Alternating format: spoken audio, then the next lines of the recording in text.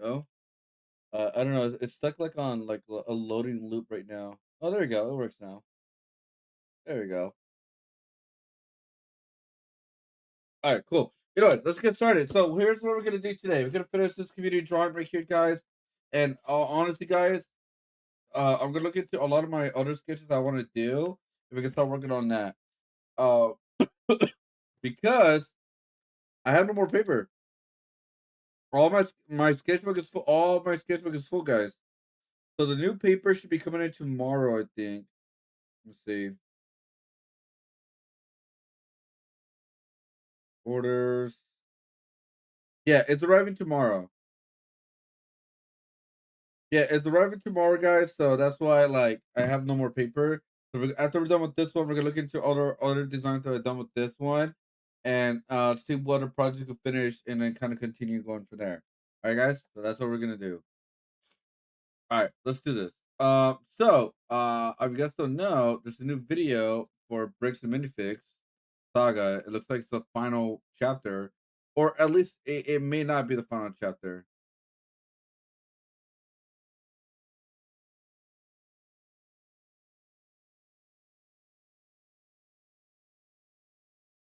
Let's see. Where is it?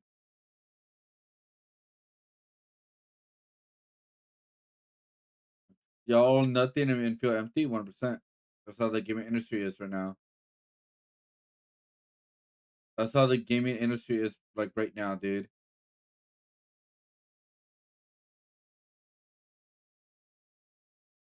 Oh yeah, I gotta watch your Batman stuff. It's my favorite game, so I gotta watch that.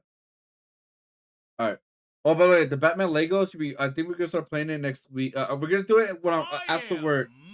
But look, guys, the Batman Lego stuff. We're gonna play it after I'm done working, so around 8 or 9, yeah, 9 or 10, 10 o'clock. The reason why we're gonna do it while like after work because I don't know exactly where to put it throughout within the week of streaming and stuff.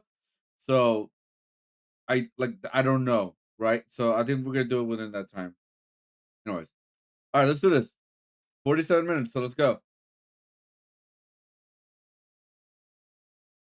I'm about to go to court, and I don't even know what I did wrong. Yeah, Bricks and Minifigs is making up tons of lies about me to the police to try to get me thrown in jail so I can't release my documentary about them. But the crazy part is I'm not even allowed to know what they're saying I did. Legally, I'm not allowed to film inside court, so I formally requested the audio, but since there was no visual, I hired an animator to animate over it. Oh my god. Right now, I kind of don't even know what I'm being charged for because all of the body cam footage has been redacted, and they say it's to protect the victims. However, I think there are some redactions that maybe don't make sense and that weren't to protect the victims, and there's some things being said about me that are redacted that I don't know about. I do have some concern in this case with the defendant representing himself. The allegations here relate to the fact that the defendant, he's a person he's a YouTuber, creates videos, publishes them online, and has been, if this defendant were to represent himself and we were to provide body cams and discovery, we would be now providing additional information and fodder for this defendant to create videos from which he could profit by placing them on YouTube at the expense of our victim. I have serious concerns for that. Yeah, the state of Utah is claiming that if they tell me what I'm being accused of, then I'll use it for content on my YouTube channel. And they can't have that. They're arguing to the judge that the best thing to do is to not let me know what's being said about me, which is very strange, but that's their argument. And just in case you haven't been following along with this whole Lego story, this is all happening because I stepped in to help a family who got their Lego collection stolen from a company called Bricks and Minifigs. And for the last couple months, this company's been doing whatever they can to get me arrested so they can keep all the Legos for themselves. And this isn't even just me speculating. One of their own employees literally told us what their plan was. I got a call from my boss, and it was like, yeah, I remember this. Dang. We get them arrested. But eventually, Bricks and Minifigs found out that I'm not just some random kid. I'm actually a YouTuber making a documentary on the entire scandal. Yeah, it's part 3. Reckless Ben. I don't want to be on YouTube. Yeah, this is when things really started getting crazy. Bricks and Minifigs went into ultimate defense mode and was going to do whatever it takes to prevent this documentary from coming out. First, the police got a call saying I had heroin on me. Which is so weird. And obviously, they found nothing. But then they got a call saying that I was the one that stole the Legos. And I got swatted by the entire police department. Included in the warrant are Legos. And we all got arrested. But right when I got out of jail, I got a warrant for my arrest for some mystery crime that I committed. It seems like this guy might live in LA, or his last known address is in LA. Yeah, the police showed up to my house all the way in Los Angeles to arrest me without bail. He was like, just tell him he has a warrant for his arrest. But the police couldn't arrest me. And you're where he actually is? No idea. Okay. I was somewhere very in Mexico. far away. He was in Mexico. But anyways, back to court. The judge is looking at signing a protective order to protect Josh and all of his statements about me. If this protective order gets signed, then I'll never be able to find out what he's claiming I did. I got bad news. I don't think we have any more budget for animation, dude. Oh, shoot. Oh, so how do we animate this next court scene? I guess if we have to not pay the lawyers, then I guess the animation's more important, right? Yeah, we decided maybe the lawyers are actually more important. So, yeah, we ran out of animation budget. Sorry, guys. The court's inclined to sign this pretrial protective order unless you have an objection to it, Mr. Schneider, and the objection to such an order. Yes, I think there's a bunch of misunderstandings in this case, and so this person doesn't want to get exposed, so he's making up a lot of lies about me to order to like get me arrested before he gets exposed. So that's what this whole thing's about. However, before I was allowed to show any of the overwhelming evidence I have to support my claims, the judge didn't care about the evidence and signed the protective order anyways. Mr. Schneider, the court's going to sign this order and serve it upon you. So the court has made it clear they do not want to look at the evidence and they want to protect Josh and Brandon for some reason. And now I have to somehow fight a court case against all of these mystery crimes against me that I have no clue what they're even saying I did. So this whole mess is happening in American Fork, Utah. But I'm also being charged with another case in Provo, Utah. This is where corporate Bricks and Minifigs is, which is why I'm also being charged here. And this police department has surprisingly actually followed the law when it comes to discovery, and they sent me all the raw body cam footage of what I'm being charged for. Let's start at the beginning, the moment I first met the CEO. The reason I'm talking to him right now is because before exposing this company for the grand theft they committed, I thought it was in good faith to give them an opportunity to do the right thing first before I make a documentary about this. You had like $200,000 worth of Legos in your store? Nope. Never happened. But the CEO did not want to take the opportunity to do the right thing and instead instantly called the cops on us. Hi there, I'm calling to report a crime. They themselves say, hey, you guys stole this product from this person. If you don't give it back, I'm going to burn the place down. Or we're going to burn the place down. Or so, I'll what kill the you. hell? It's Ben Snyder who's been the one engaged in this behavior. You can see in the police report that the crime he wanted to get us charged for is called extortion, which basically means we're threatening him into paying us, which is very illegal. However, obviously he's just making all of this up. The reality is, I just thought it was a nice gesture to give him the opportunity to do the right thing first. If you guys do have our Legos, we just kind of want them back, you know? But if there's one thing I've learned from this entire experience, it's that whoever ends up doing the morally right thing just ends up getting screwed over. So now it's time to play the way Bricks and Minifigs is playing and use their own strategy against them. Right now, their strategy is to get me arrested before I get them arrested. So now I'm gonna Uno reverse this and get Eamon, the CEO, arrested before he gets me arrested. Wait, what? But if I'm gonna be the reason that someone's going to jail, I should probably make sure that they definitely deserve this. So I'm gonna give them one more chance to try to do the right thing first. But instead of doing the right thing and attempting to work this out, Eamon just hid in his little office.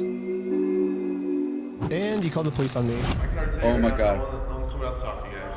Really? But they told us that they were. I know. Normally I wouldn't want to get someone arrested, but we gave him every opportunity to talk to us, so at this point he's just arresting himself. However, the only difference between my strategy and Bricks and Minifigs' strategy is I don't have to lie to the police.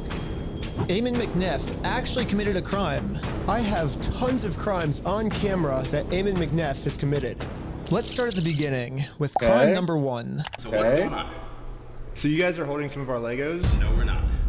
You're not? No. So who's Brian Mansell. Okay, and who is that? He's a guy who had he had like $200,000 worth of Legos in your guys' store. Nope. Never happened. Eamon was first trying to claim that he's never even heard of Brian Mansell, and this guy definitely never had any Legos in a bricks and minifigs store. But once we showed him all of the social media posts his own company made, it was very obvious that we just caught him in a lie. So the CEO decided to change his story, and now the story is the Legos used to be in the store, but the previous owner, Crystal, she stole the Legos right before they took over the store. That's the easy way. We don't have the Lego. Crystal sold the Lego. The only problem is there's security camera footage of the previous owner getting kicked out. These are ones that he has not been paid his percentage yet. And we saw CoffeeZilla's video and also proved that there's actually a U-Haul in that video that those two, like the CEO and COO, denied, and they got caught. Right now, in 2026, that we know of right now, those two people have been let go. They've been fired. So this is like before they got fired. I don't have my tickets. I won't know how much I need to pay him. That's a business thing and not necessarily yours. He's taking on the business, he takes on all that consignment. Corporate just said that they're going to be the ones to take over the consignment deal with all the Legos that are still in the store. And as extra proof that these Lego sets were still in the store, the owner went into the back and started taking pictures of everything that you can verify in the metadata with the timestamps that match the exact moment she's getting kicked out. And then you can see her leave the store with nothing in her hands, proving that the sets were still in the store and the CEO is lying to us right now. But that's only one side of the story. I also thought it was fair to hear his side. You sent a bunch of pictures of the Legos still in the back, and you can see in the security camera footage, corporate comes and throws her out. Great. I understand what you're talking about, but you have a misunderstanding of what has occurred, and you're taking one person's word over another person's word. You need to go after the party that's responsible, and you don't want to because that's not easy. You have accepted a narrative that is not real, and you are continuing to pursue that narrative because it's easy and it gives you views and it gives you all sorts of clout and does all sorts of things that way. So basically what the CEO is trying to explain to me is we shouldn't be looking at the evidence. Instead, I should just be taking his word for it because he said so. Crystal Law was a former franchisee of Bricks and Minifigs. Yeah. She took Mr. Mansell's Lego, sold it, didn't pay him, she has his money.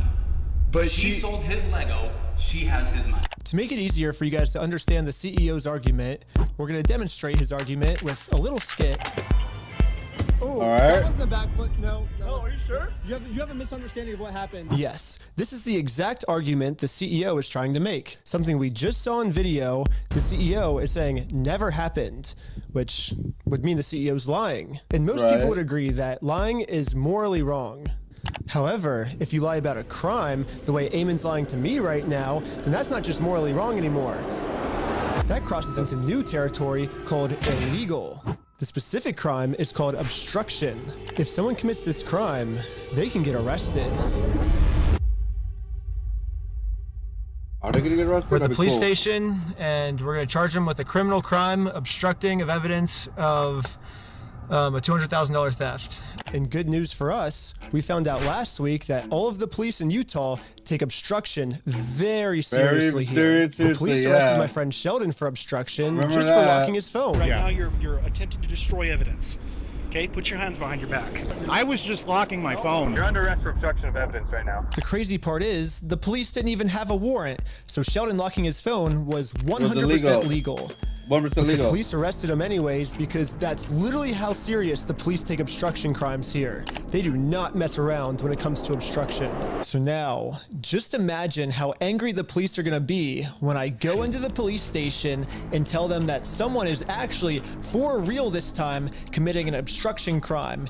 And this obstruction crime is on a much bigger scale. Later, the police called me saying that they were going to do a police investigation on this. Hey, Benjamin, this is Officer Halpern from Provo Police. I told the detective the entire situation. He was saying that this family's Lego sets were never even in the store, like all of this stuff, and it's all documented. I have video of all of him saying this. I think he's like falsifying evidence, and I think that's obstruction. And now that we stole Bricks and Minifigs' strategy, I think the plan is finally gonna work. Looks like the CEO is going down.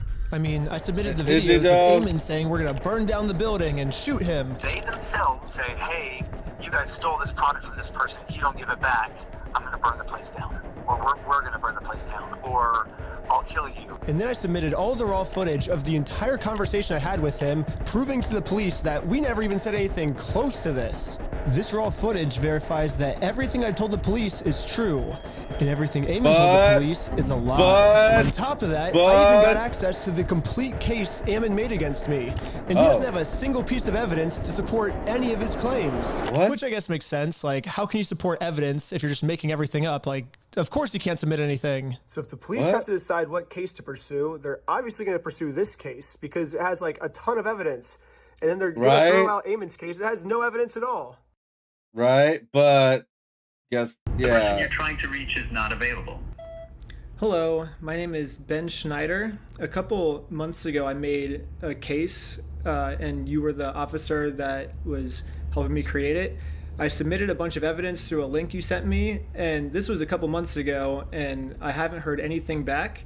And so I'm just calling to see if I can get some type of update on how the case is going. It's about the CEO, Eamon McNeff of Bricks and Minifigs, in an obstruction case. And so if you could give me a call back at your earliest convenience, that'd be awesome. Sorry, your call cannot be completed. Yeah, literally no matter what I tried, I could not get a hold of this police officer. So I'm traveling all the way back to Utah to go back to the Provo police station in person to see how the police investigation against Eamon is going. And I just so happened to get a hold of the police schedule and arrived at the exact time this officer was supposed to arrive. But before I could speak to this officer, one of the other police officers called into the front desk and asked to talk to me. Really? They said he was going to be here today at 3 o'clock. There's always the chance that they might have called out sick or something. Is there any way that you can, like, check if he's here, or? He's definitely scheduled to be here. Like I said, they might have called out sick or something. Are you able to look and see how the case is going? All I really want is kind of just an update on the case.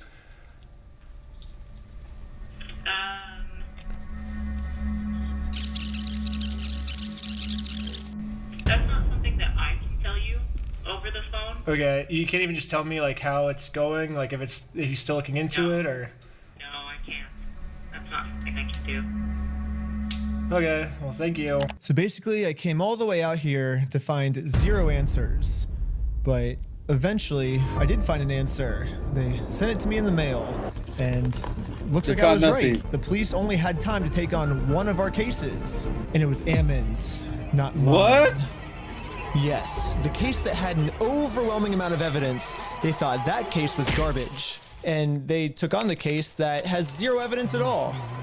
Oh my God. In the police body cam footage, after the police watched my full conversation, proving that I didn't threaten to burn the place down or literally anything, they even admitted to Eamon that there was no credibility with his entire case against me. We agreed that there really was no extortion code that would fit your situation. However, you know, at the end of the day, we do want to help you guys, so you're not having to deal with this fool and all of his With this issues. fool? We did find that there was another code that fit, and it's called aggravated commercial obstruction. The police just told Eamon that even though there's absolutely nothing to his claim against me, if they work together, maybe they can fabricate some type of charge against me. However, the tricky thing is that we have to prove that this individual either entered or remains unlawfully on the premise. When he came to the that never property, did you happened. have to ask him more than once to leave? No. Yes. Okay. You know, we're not leaving until we get it. And he's like, no. Like, So Eamon's telling the police that even though they continuously told us to leave, we didn't leave. But if we go back and look at the footage of what happened, this is the reality. So when they say go to corporate, how do we respond next time? I have no idea. You have to take it up with them. It's your thing with them. That doesn't involve us. Okay. As a separate business entity, you got to take it up with them. You got to resolve it with them. Okay, well, thanks so much, guys. Yeah, thank you, guys. Good luck. Sweet, thank you. Hey, do you want to talk? And they're on their way out. If you want me to grab them or not? I don't know. It kind of looks like the reality of what happened is we left too early for them. What is going they wanted on to pull with us the back in to keep PlayStation? talking to us.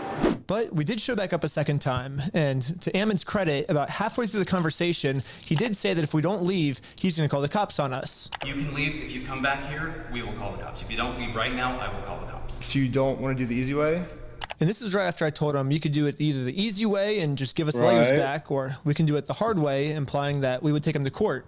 So you're threatening me. I'm not threatening. We're right. Like, we have a right to the Legos, so we're gonna get them the easy way or the hard way. What proof of ownership have you provided to me that you own this Lego? I mean, I can give you proof if you want. Right, provide proof. But right after he says this, he's now asking us to provide him proof that we actually are entitled to these Legos, so we can't leave now because he just told us to stay and provide proof. And then at the very end of the conversation, he says this one more time. Okay, you've been asked to leave. Please leave. We have to leave? Okay. Well, thank you for working with us, and so see you later. Well, we have now all just seen the video footage of what actually happened. He left. But now let's hear how Ammon describes it to the police. Guys, at this point. Yo, what up, Tanner? Is this yes? So this is the part 3 that he's officially legally allowed to release now. Because I guess the court is going to, I don't know, something about the court case going his way or something, but yeah. I've asked you to leave. Please leave. Well, we you know, like, you have to listen to us. You have to pay us this money. No, guys, you need to leave, and you're not leaving. He never Like, said I that. asked multiple times He's that you lying. not He's leave. lying. Looks like that might be a second-degree felony. He's facing felony charges. It is a felony? Yes, because I went to the corporate headquarters. Wow, they're lying, bro. They're lying. He had evidence that said he. The first time he said leave, but he said, like, are you sure this, like, so you want to do you don't want to do the easy way, which is like, okay. That little conversation, and then he asked the second time to leave. They end up leaving with no problem. So this guy's lying. And tried to give Ammon the easy way out of all of this. They're now trying to get me on a second-degree felony, which I don't really know how any of this would make me get a second-degree felony. Like, what the heck, police officers? But they're doing it, and the punishment for this crime is 15 years in jail. Wow. I don't know, you know, like, however else, you know, like, some of that stuff comes through, but, you know, like, the reality is, like, we've tried to talk with him and said, we're willing to work with you. Yeah, I think really one of the bad. main reasons Their rap, the Breaks the Minifix rap is completely destroyed right now. And this is going to continue it. police keep taking Ammon's side instead of ours, besides the whole Mormon thing, is that Ammon keeps framing the situation as he's just the helpful CEO who's trying to do the right thing and return Brian's property. And we're the ones that are preventing him from giving it back to Brian. This is so stupid. So I say we rewatch the footage and see what actually happened. We said we would be more than happy to help Mr. Mansell. Yeah, because Brian said he was unwilling to work with us. Well, Brian said he asked for the store inventory, and that because he said, like, he wanted to work with you, and then you guys didn't provide the store inventory. We asked him to provide us with any documentation, and he provided us with a spreadsheet. A spreadsheet is not something that anybody, you know, like, you can just walk over to a McDonald's right now and say, all of your ice cream machines belong to me. Why? Because so-and-so said so. And I have a spreadsheet that says that all these ice cream machines belong to me. That's not proof of ownership. That's not proof of anything. So first off, this spreadsheet Ammon's referring to wasn't just some mystery spreadsheet. It was the actual inventory the store made. But I guess Ammon's trying to claim that the previous owner stole the Legos and then lied on the inventory, and so now it basically makes this inventory invalid. He said that when corporate was taking over the store, that they actually did their own inventory, and this is the correct inventory. When we took over, we did an inventory. And good news for me, he's willing to give me this inventory. He's actually always been willing to give it to me or Brian. All we've ever had to do was ask. We will work with you to obtain any Lego that does exist. Well, we did that, and you guys. When? I think, you know, like 5 or 6 times, and we've gotten 0 response back. Yeah, literally the first thing I did right when I heard about this entire situation was I Googled Bricks and Minifigs, clicked on their website, clicked contact us, and sent them a message. I actually got a message back from corporate saying that they would love to help, but After a few months, I kept trying to reply to this message, and they just completely ghosted me. When? I think we've done like 6 over the last like 4 or 5 months. Pull it up. Find out. Tell me when. Let's see. I say like, hey, I don't think this ever got resolved. I'm just reaching back out right now, and then never. Hit forward right now. Resend it. What's the email? That is I don't know what email address that is. This is on your guys' website. That says fbc.team. I said franchise at bricksandminifigs.com. Well, this is just on the website, so. Did I tell you look up something on the website and send it there? Well. Did I say that? Just barely. Well, that's what. Yes or no? Did What? I say that? No. Why is this been an asshole? Send me an email to franchise at bricksandminifigs.com. And we will work with that. But you're getting mad at me because I emailed the email on the website? You keep saying that you, like, so I understand that, but I'm telling you right now, and you're trying to argue on something that I didn't give you any information about. I'm telling you, send it to that one. Yeah, but you're like getting upset at us that we emailed the email that was on your website. No, I'm telling you the Bro. way to do this, and you've been probably trying to communicate with a ghost. Well, that's your guys' fault for putting that email on the website. Sure. Okay. Understood. Ben, so why are you getting mad at us because we emailed the website for your instructions? Because you continue to harass us for all sorts of things. I'm not getting mad at you. Well, we're not harassing. We're just asking for our Legos back. If someone stole money from you and you went and politely asked for the money back, is that you harassing them? It seems like Ammon kept either trying to stall or switch the subject. It almost seems like he doesn't want to actually give us this inventory. Bro. What? He keeps saying he's willing to give it to us. You guys can send that inventory list to us? I do believe so, yes. I think we have sent that to Brian. He says he said that's all he wants is the inventory list, and he'll stop like bugging you guys. Well, then, Mr. Mansell and you, and if you want to be included on the emails with Mr. Mansell, that's totally fine. You guys can email us, and we can go. But you guys will give him the inventory list because he said he's been asking for it for over a year now. We can show the inventory list that was obtained when the store was originally taken over from Crystal Law, and we can work through that process and try and identify what was or wasn't there, and also try and identify how to proceed from there. Yeah, I think Brian gets upset because he says they always say that they'll send me the list, kind of like how you're saying, oh, we can send it easily, but then when it comes down to it, you'll never actually send it. So maybe if you actually go ahead and send it, it would make him feel better. Well, I understand what you're trying to get at. We're more than willing to work with you and help you. That's what I'm saying. Send an email to that email address that I just gave to you, and that will produce results. Anyways, I sent an email to the email he told me about, not the one on their website. That's a bad email. So, this has been happening since 2019, Tanner. Yeah. This whole thing has been happening since 2019, like video-wise. Like, there's like little videos here and there. And then like this recording happened in 2023. This whole thing's been going on for the past 3 years. Like, this is the whole documentary that of them working. Like, this is like it's super weird. It's like this all happened in the past, but these are happening in the current time right now too as well. For example, that guy right there, he's fired from Bricks and Minifigs. He's no longer the CEO at all no more. He got fired recently in recent time. And all that we're seeing right now is all things that happened in the past, but also it's like some things are happening in the current time. It is super weird. It's just super weird. All right, he's like, don't ever email that one, or the CEO is going to be pissed. But according to Ammon, now that I've sent this email, I should be receiving the inventory list very soon. So I waited all day, and I got no answer. So the next day, I sent them another email. I patiently waited again. This has happened in 2025, 2 years later. For about a week. Yeah. So and finally, remember, the guy that of the Lego collection, he's been dealing with this by himself for some time now, and he went to YouTubers like if they could end up helping him. That's what he did. That's why this has been going on for a very very long time. It wasn't until Ben, who actually, I guess you could say, he brought in results where like he's actually affecting their company about losing a lot of money, and and getting a lot of bad PR. He's been so affected that, like I said, the CEO and the COO, the brothers, have both been fired. Or like the CEO's been fired and the other guy's been fired. I forgot what his name is, but yeah. This is the response. Mr. Schneider, BAM Franchising Incorporation will not participate in any form of communication that appears designed for public provocation, harassment, or manipulation of facts for the purpose of media content.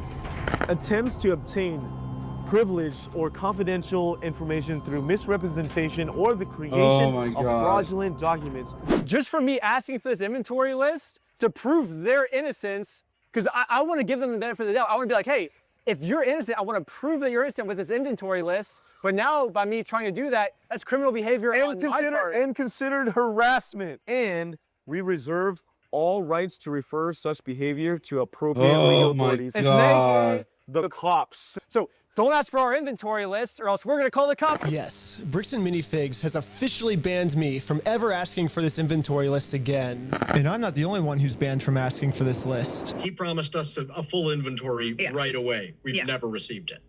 Yeah, and every time it's been just absolutely nothing. So we've never gotten anything. We've never gotten an inventory list. Yeah, the previous owner who got her entire store stolen from her by corporate, I mean, she's legally required to get sent an inventory list, and even she, 2 years later, has not gotten it yet. It would have resolved everything because they would have had to identify everything in the store, and it would have identified all of Brian's stuff, and they never provided it, so we couldn't then demand the third-party evaluation.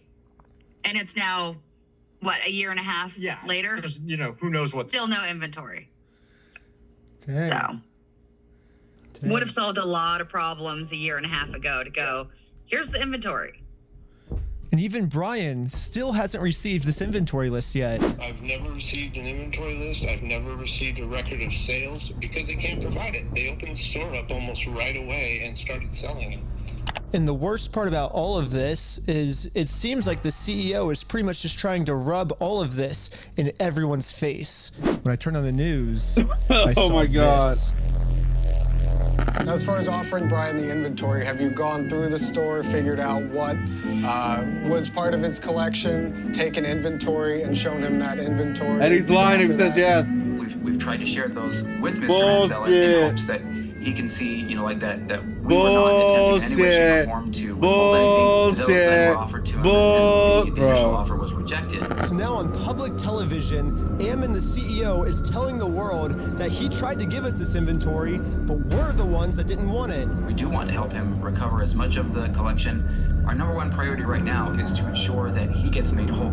We know that we have a responsibility to work with him to make sure he does get made whole. So you've offered Brian the inventory of sets that was in the store? Yeah, whatever was left over, we've offered that on multiple occasions. So we've tried to make multiple offers, and hopefully we'll be able to get them to the table so we can discuss it. And this is pretty much Ammon's game plan now. Go on as many news stations as you can and lie. The entire time we were saying, hey, we want to help, we want to help. The main narrative now seems to be Bricks and Minifigs has always been trying to give Brian his Legos back, but Brian just never wanted them back. Would you be willing to just take this? And the answer was no. It was attempted to be given to the family, and it was refused. They made the offer and said, hey, you can have all this, and that offer was not accepted at the time.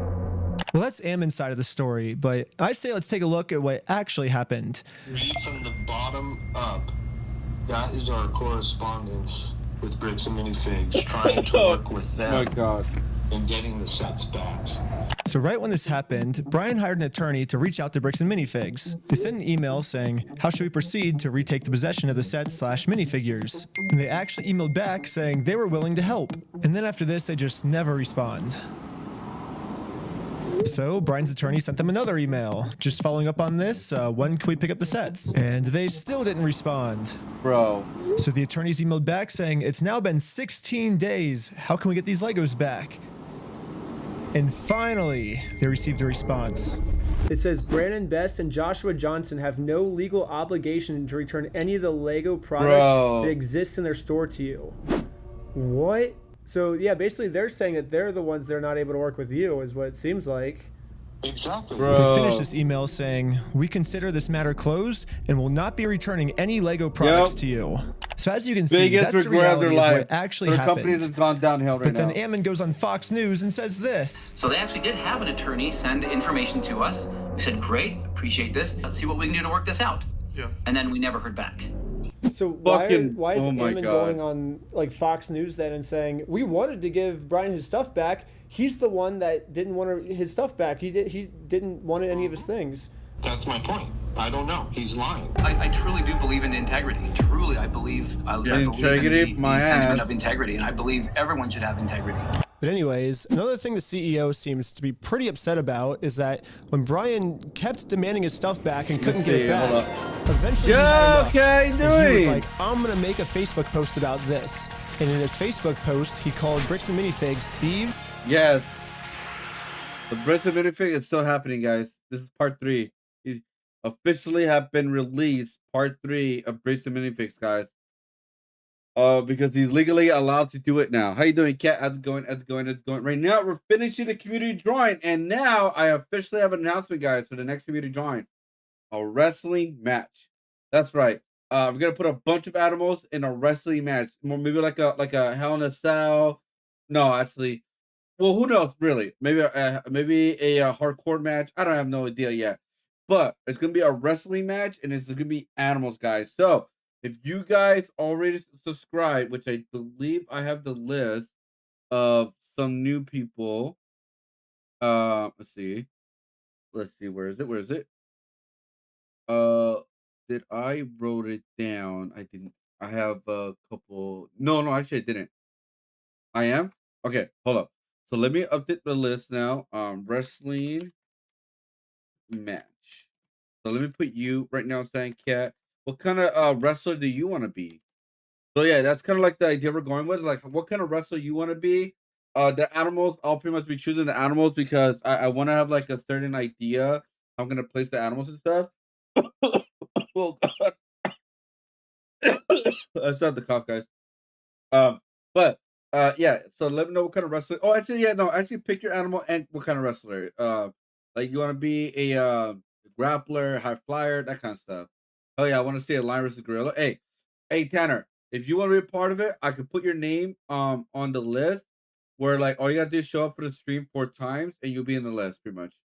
Like just show up 4 times on like literally for the rest of this month and next and half of next month, you'll be in the community drawing. Or that's all you gotta do. You don't have to pay, subscribe, become a member, or anything like that. All you gotta do is just watch the stream. Alright, a cat, obviously.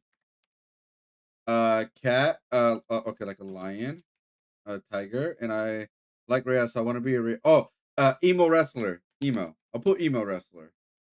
And I'll kind of go for there, and I'll put Rhea just so like I have an idea. Obviously, I cannot use any copyright stuff, guys, because we want to go 100% original, but I will use that as inspiration for sure. So I put cat, lion, emo wrestler, and kind of go from there.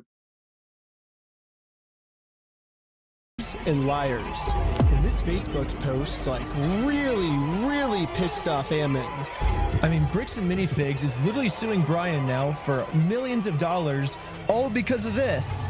I mean, back when I was talking to him at corporate headquarters, he made it very clear that what they did is technically not actually considered theft. There is no theft. Do you understand the legal definition of theft?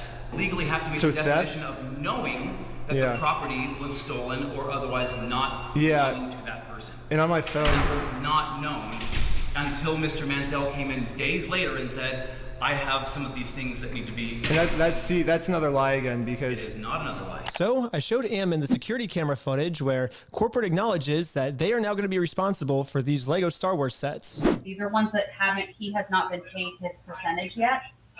And if I don't have the tickets, I won't know how much I need to pay him. That's a business thing and not necessarily yours. He's taking on the business, he takes on all that kind of side liability. And after showing him this footage to try to bring the conversation back to reality, this is his response. Now extortion? Because now extortion? No, because you are attempting to extort us, so... What? That's what you're doing. What you are doing right now is illegal. It's an extortion. So catching you guys in illegal activity, that's illegal on me. Nope. We have done nothing. See, I agree too. I agree, nope, it's not illegal on us. Thank you for nothing illegal, and you are doing something illegal right now. I don't think it's illegal. I think us catching you guys for doing the illegal thing doesn't make that what we're doing is illegal. That means what you guys are doing is illegal. Damn. Like, what the hell is this?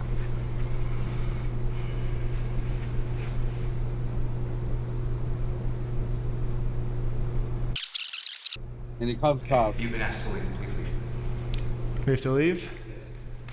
All right. And he just leaves. Thank you for working with us, and that's it. He leaves. After just going around in circles for probably 30 to 40 minutes and just, you know, having like kind of this guy's a fucking less than genuine questions or less than genuine responses. I'm so happy that he lost his job. I'm not really like one of those people that's super excited that somebody loses their job, but I'm happy that this guy lost his goddamn job, dude. Being given to me, you know, I was exasperated by the end of it, and that's, you know, like when people get tired and exasperated, that's when, like, we finally got the footage that we can use to make him look like a completely unreasonable monster, you know, like, so, yeah. but that's what they do is, you know, people whose goal is to do those types of things, they just harass and go after people as long and hard as they can until somebody breaks and says something that, you know, then they can, you know, use that one clip to be like, oh, look at this horrible monster of a person.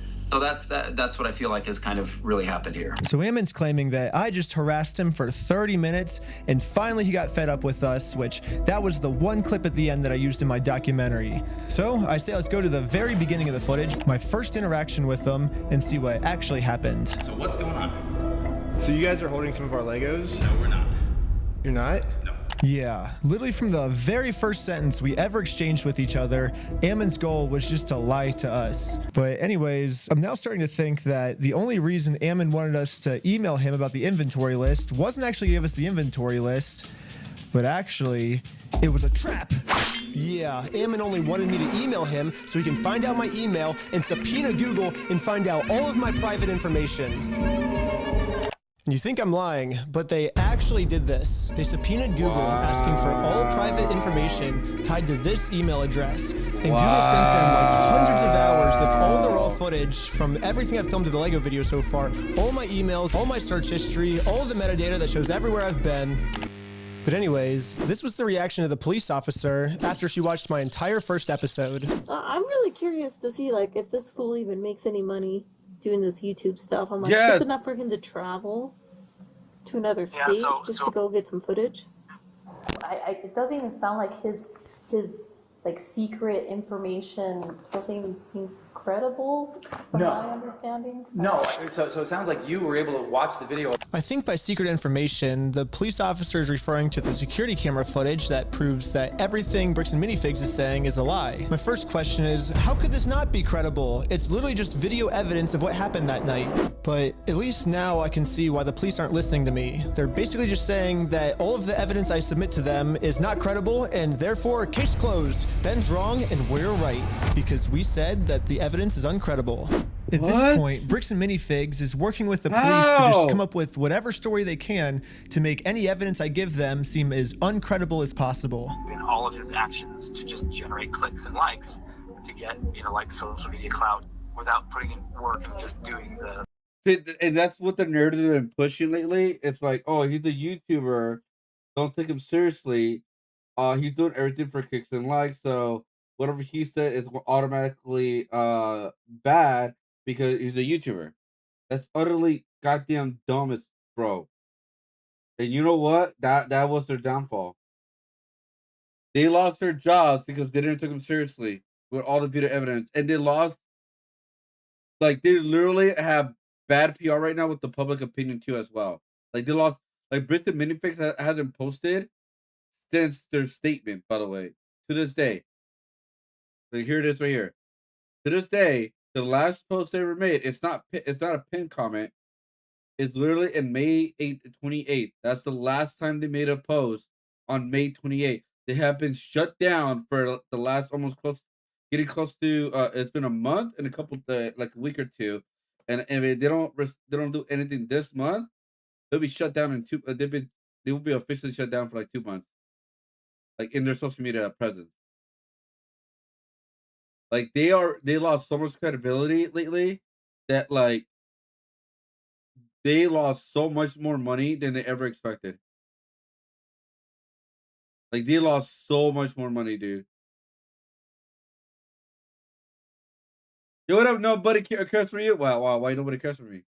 11 months, holy shit, how you been? The crummy stuff.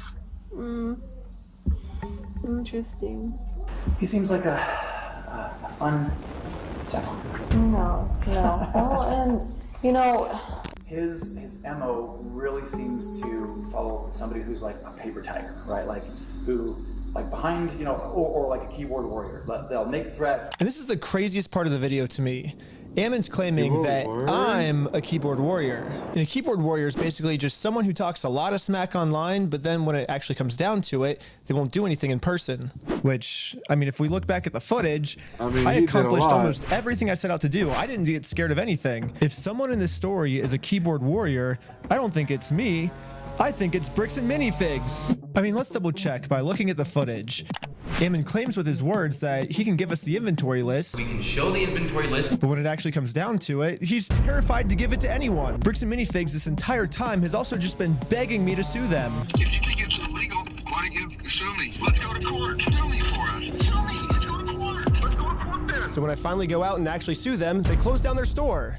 And now Bricks and Minifigs is going to absolute extreme lengths to hide from this lawsuit. Are you okay if she just gives you the papers so we can just... No, I'm not accepting service from her. Absolutely not. I mean, Bricks and Minifigs is showing all of the signs of a keyboard warrior, but for some reason they think that I'm the keyboard warrior. At this point, it almost seems like everything Bricks and Minifigs is doing, for some reason they think that I'm the one that's the one doing it. Well, fingers crossed for you guys. Hopefully, no more issues. There's so many other things that this guy could like be talking about, right? No, 100%.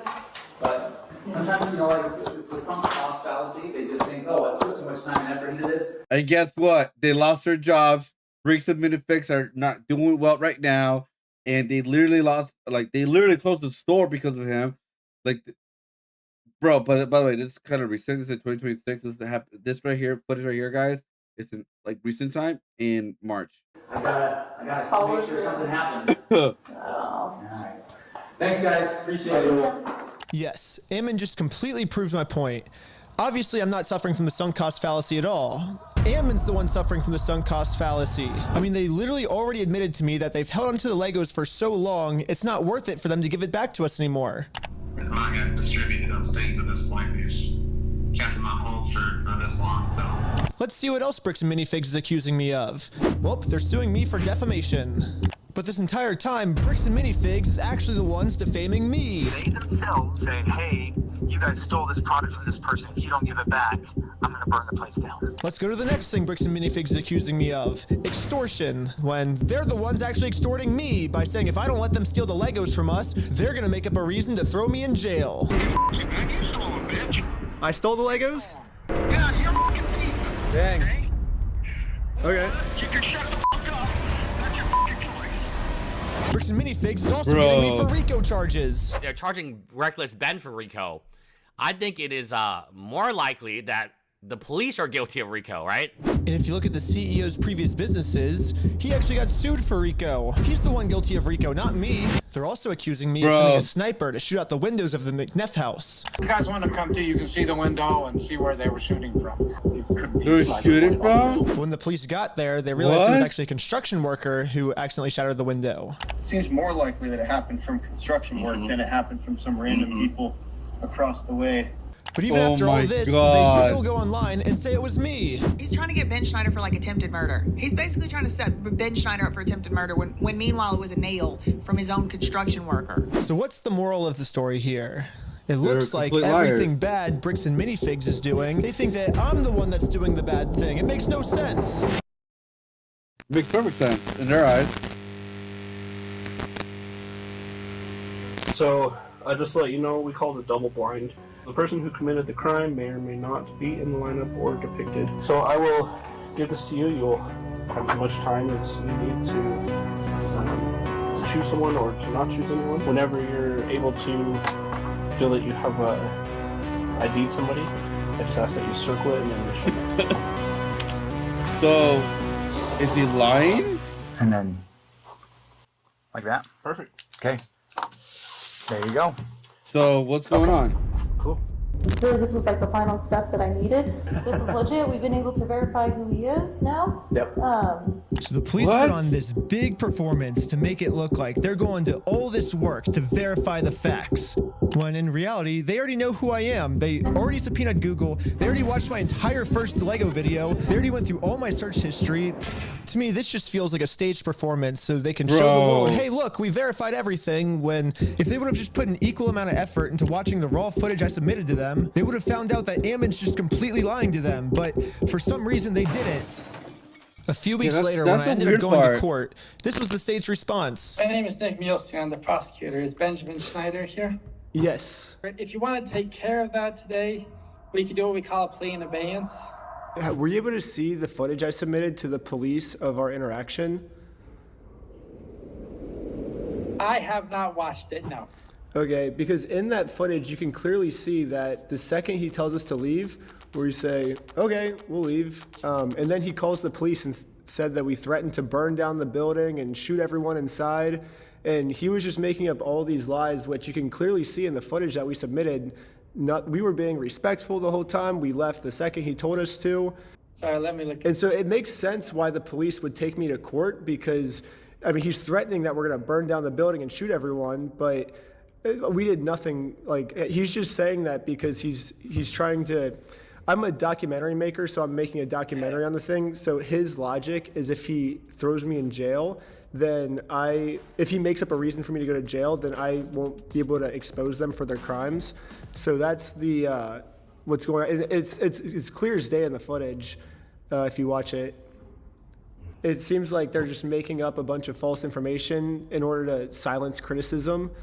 So did you submit that to the police officer? Yes. Is the footage going such that it's still going, like when you step out the door? It starts from when we're in the elevator before we talk to him to when we were back in the elevator going back down. Obviously, a video doesn't necessarily show everything that possibly happened. So according to the state of Utah, the raw video that shows everything that possibly could have happened is not credible and could not have shown everything that possibly could have happened. And they didn't even watch it. They're literally just taking Ammon's word for everything and completely ignoring all the evidence. So he said in the video, so him saying things is more credible than actual footage? What? So where does this leave me now? Not only am I being charged with a bunch of mystery crimes in American Fork, Utah, but I'm also being charged with a second-degree felony up to 15 years in jail in Provo, Utah.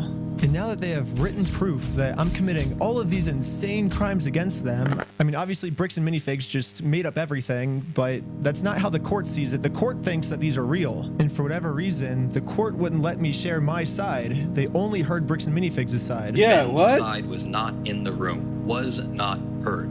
The court signed an order erasing his published work on the strength of the company's verified complaint and the company's motion, with no one there to say a word against it. Yeah, the judge granted a temporary restraining order, preventing me from even talking about Bricks and Minifigs, which sucks because this was the night I hit 1 million subscribers, and all my friends threw a giant surprise party for me.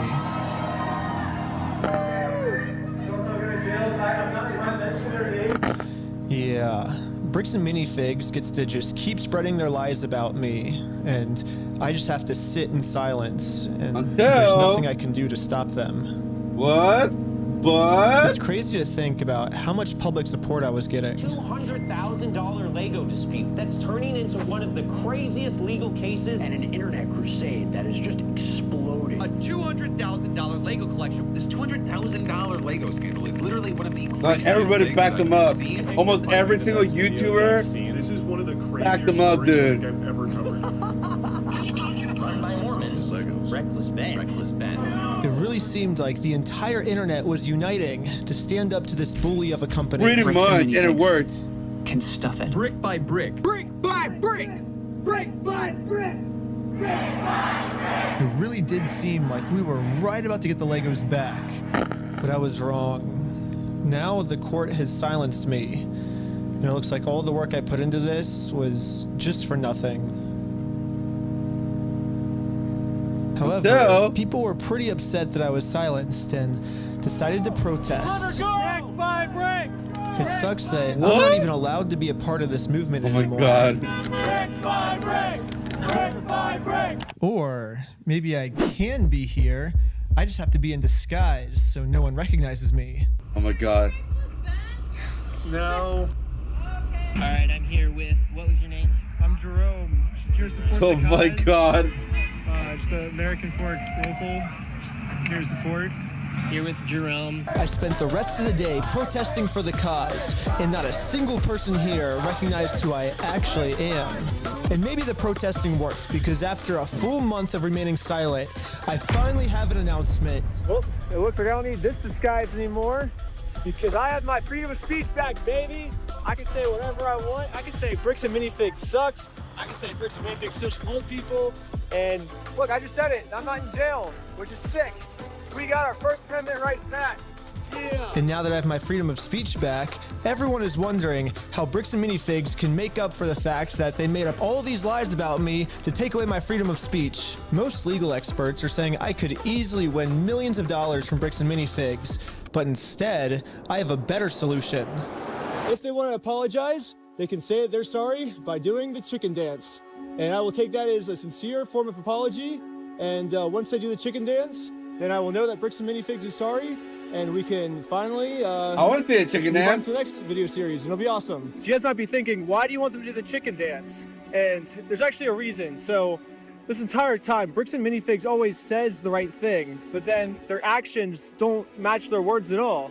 So I was thinking, well, if they give an apology, they might say the right thing, but they're not actually going to mean it. So by doing the chicken dance, I'm going to basically just be giving them another opportunity to do the right thing, not just with their words, but with their actions. But who? Once they Because decide the to other do people got thing, fired. Then I'll move on to the next video series and never talk about Bricks and Minifigs again. And also make sure to check us out at www.westealfromoldpeople.com, because right now we have 2 new Lego sets for sale that you can buy right now. The new CEO? One of Joshua Johnson and one of Ammon McNeff.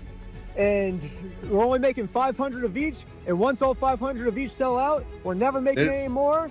And you gotta buy them now, because someday they're gonna sell for. And they're pretty much gone, right? I'm pretty sure. Yep, it's already sold out. Already sold out. Wow. Or yeah, bro, they already sold out. Like it wasn't like this video didn't come out not too long ago, by the way. And it's already sold. All these Bricks and Minifigs got sold out, dude.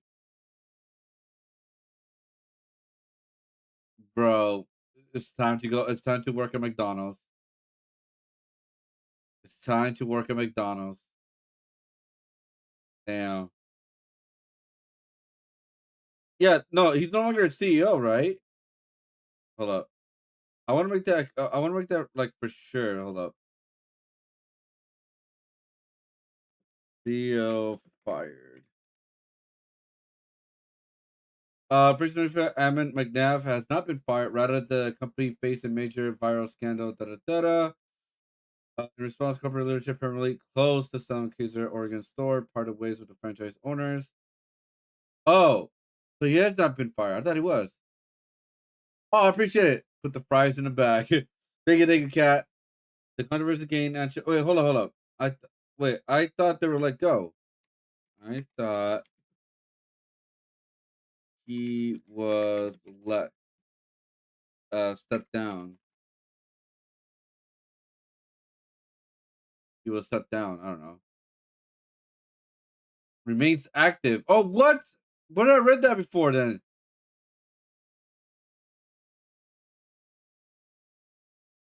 However, the leadership changes that actually took place involved the franchise level rather than Salem store owners Brandon and Joshua entered a mutual agreement to part. Oh, he didn't step down as CEO.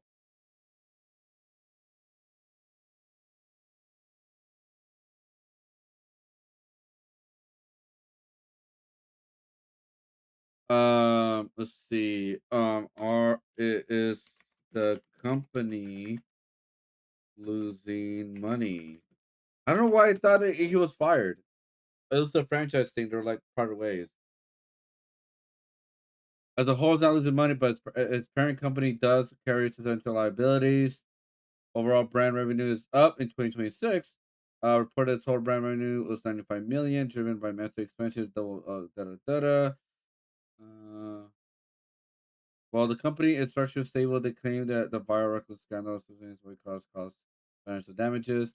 To recoup those losses, the corporate has launched a massive 1.32 to 10 million lawsuit against the YouTuber and other defendants using state RICO laws, even attempting to seize 45,000 community GoFundMe to cover their data. Some long-standing franchise owners report that revenue is up 20% year over year. Huh. Wow. Well, we'll see what's gonna happen, guys. It's not over yet, fully. Like, it's not fully over yet, guys. Right? It's not fully over yet. Until they do the chicken dance. So yeah, we'll see what's gonna happen with the lawsuit too and everything, you know. It's been crazy, right? It's been really, really crazy. He made 1, 2, 3, 4, 5, 6, 7, 8, 9 videos of breaks and minifigs. And I'm pretty sure he only has 1% and 1 short.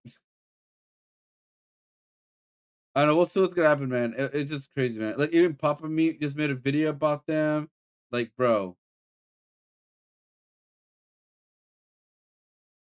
Yeah, so this was a documentary that he's been having this footage for a very long time, and he released it a month ago. Yeah, this has been a documentary in the works for a very, very, very long time, and it's still ongoing. Yeah, so everything started on 2019 with the other guy, and then 2023, like, the other guy went to other YouTubers, and they couldn't do what what he wanted, right? Like, they couldn't like do it because obviously they're being assholes to the company, and so, and then he took over around 2023, and this is what a whole like documentary started, the recordings and everything, and then recently, a month ago in 2026, he released the whole thing with some current updates that pretty much like start ruining the Bricks and Minifigs reputation in a current time, pretty much. And yeah, that's where they're at right now. Yeah, this has been like 3 years in the making, pretty much. 3 years. Crazy, right?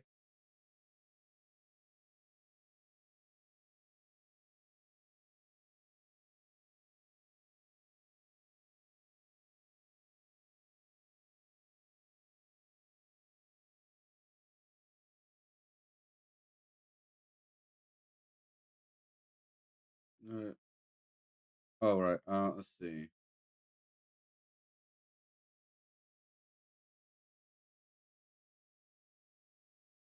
Yeah, he's been making YouTube for a while. Dubai gives TikToker a death sentence? No way. What? What?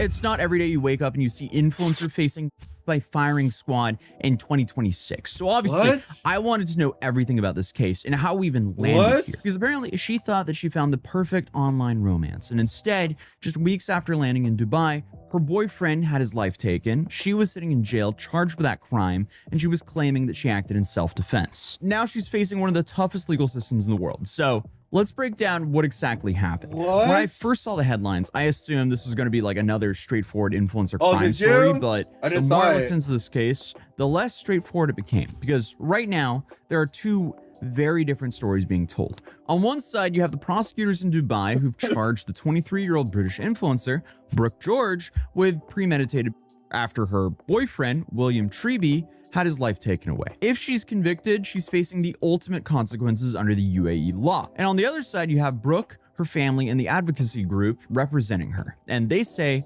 this was not premeditated at all. They say that she was trying to survive an abusive attack and acted in self-defense. And the difficult part here is, at least publicly, we haven't heard much from investigators beyond the charge itself.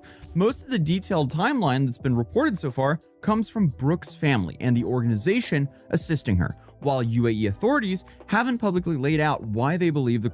First off, Why the fuck would you go to Dubai? Dubai is one of the worst places to go to, especially as a woman. And especially also if you're not a citizen in general. Like, what would you do that?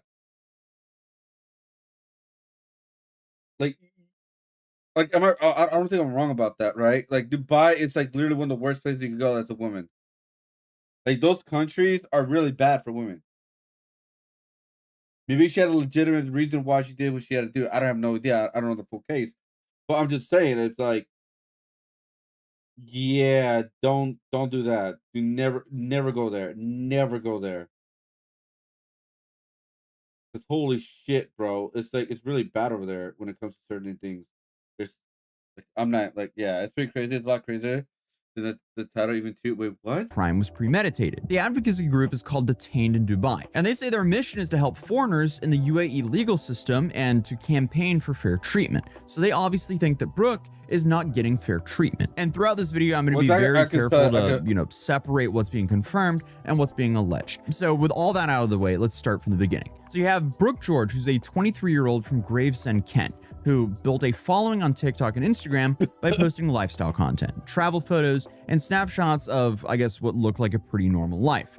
Before that, she reportedly worked at John Lewis, and from the outside, nothing really seemed like she'd find herself at the center of an international criminal case. But earlier this year, she met 26-year-old William Treby online, and according to multiple reports, the two connected through Facebook, quickly started talking, and before long, what began as an online relationship turned into plans to see each other in person. Treby had been living and working in Dubai, and Brooke eventually flew out to visit him. Her daughter, Brooke, she's only 23, she's very naive. She met this guy on Facebook date. Yeah, true. Why stay there when you can just chill with your boyfriend and have fun with the teenage with your teenage siblings, your mom and your dad? What's better to Dubai than that? Like, she went over to Dubai. It was, from her point of view, it's a whirlwind romance. He's taken her to all the high-end luxury restaurants, taken her to the beach clubs. He arranges and there it is. And that's like the what do you call it? That is like the fake image Dubai's trying to showcase nowadays, especially like with WWE and everything like that. They're trying to showcase like good faith and like a good image, I feel, to a certain point. Which again, I don't think everybody over there is bad or anything like that. It's just there's a lot of like it's just a lot of weird worlds. Like it's like in WWE, women are not allowed to dress as how they want to showcase in wrestling gear. No, they instead that they have a full suit, full body suits, which is effing insane. And they have to wrestle on that too, which is very dangerous too, because it get very, very heated. And that's just a very small thing too. But it's like they're trying to showcase they're like they're progressing, they're making things better, this and that.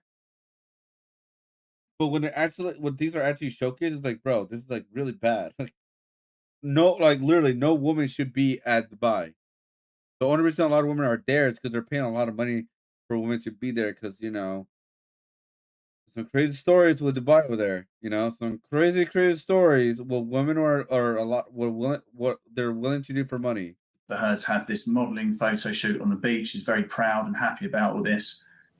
Goes back home, tells mum, look, I've met a guy who this could be a man I could spend my future with. And according to her account, that first trip went really well. She later described it as the time of my life. And I guess between the beaches and the luxury places, it kind of looked like the typical honeymoon phase for an influencer couple. But I guess according to Brooke and her family, that feeling didn't last too long. So the problems didn't really begin until she returned to Dubai for the second visit. He flies her out again to Dubai, but according to her account, the experience she has is very, very different.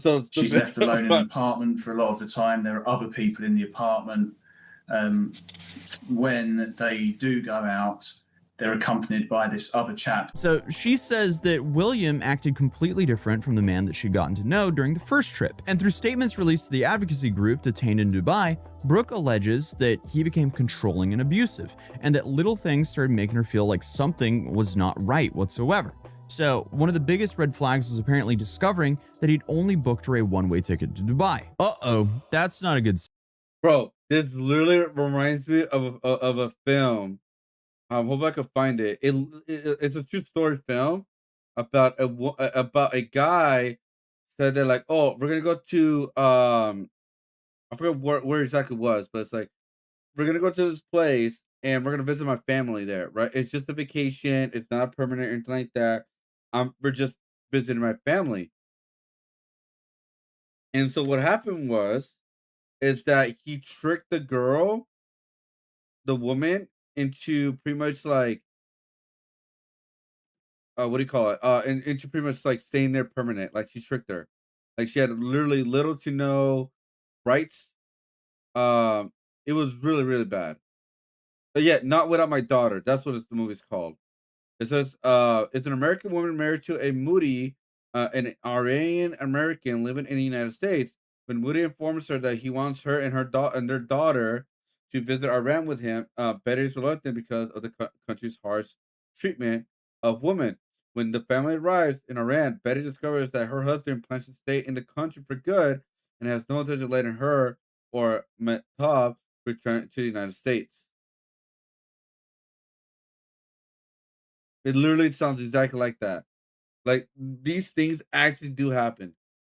Sign. Brooke's family also claims that she realized that he had her passport, making it way harder for her to just simply leave and fly home whenever she wanted. And again, these are allegations that haven't been proven in court, but they're central to Brooke's account of what happened next. So her mother says that she noticed a change almost immediately. During Brooke's first visit, she sounded excited and happy whenever they spoke, but on the second trip, those phone calls became very different. According to her mother, Brooke was quieter than usual and seemed very anxious. She also said that her daughter kept insisting that everything was fine, but she could tell something had changed. Then came a phone call that, looking back, has become one of the most important parts of the family's story. So her mother says that Brooke was crying uncontrollably. She sounded terrified and repeatedly said that she wanted to come home. She also says that she could see one of Brooke's eyes was swollen and beginning to close. And around the same time, detained in Dubai. Yo, what up, husband? How you been? I also watched a similar movie, Russian movie, where a teenage girl's mother were left for America and left her home. Oh, left her at home. Wow.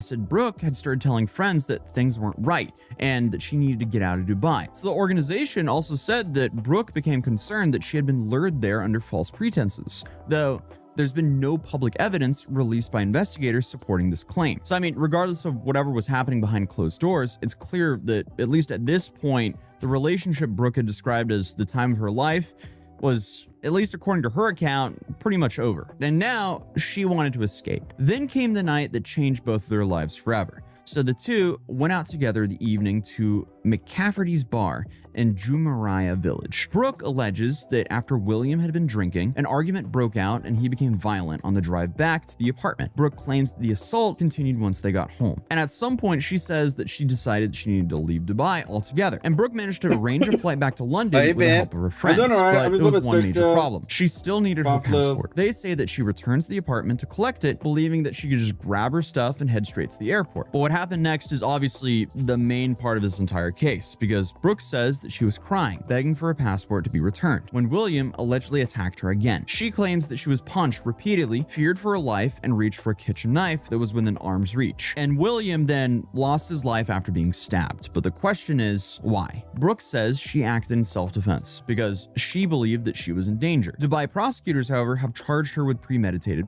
and that's where this case becomes very difficult to look at. Publicly, authorities haven't really explained what evidence led to them to conclude the crime was premeditated. They haven't released a detailed account of the incident or laid out the theory behind the charge, and they're also pursuing one of the most serious criminal charges possible under UAE law. After the crime, Brooke made her way to the Dubai International Airport to board a flight back to London that had been arranged with the help of her friends, but she never got on that plane. In the early hours of June 22nd, she was stopped by authorities and arrested. Before long, she was formally charged with premeditated and taken into custody. Brooke's family says that when she was arrested, she still had visible injuries from what they claim happened earlier that night. Things are very, very different over there. According to the family, and there's this the organisation detained in Dubai, she hasn't had access to a lawyer. She's been asked to sign things in Arabic that she doesn't understand. Even in her battered and bruised state, she was strip searched in a room only by men. Some of them are filming this process. So it's not the standard of justice in the process that you'd get over here. And these allegations have not been publicly addressed by the UAE authorities, or the UK's Foreign Commonwealth and Development Office has only said that it's assisting a British woman detained in the UAE, supporting her family and communicating with local authorities. And as news of this case spread, people online quickly picked a side. Some looked at the headline, a young influencer accused of stabbing her boyfriend, and assumed the case was open and shut. But I don't think this case is that straightforward, because once you look into this, it's a way bigger mess than what I guess the influencer headline seems like, which is why I wanted to cover this story. Because obviously you have to consider Brooke's injuries, her family's account, and the allegations of abuse. The argument on that side is that the investigators should be treating her as a possible victim of domestic violence rather than assuming that she was the aggressor here. The problem is do they do that over there in Dubai? Like, I don't know about that. Like, that's what I'm saying. I'm very biased with Dubai, you know, because they're very like have weird weird laws. Oh God, I'm sorry. They have weird laws and weird biases. Later in the movie, she meets a guy. She wants to leave this place because she's poor and homeless, and then it turns out she was being trafficked. Wow, that's crazy.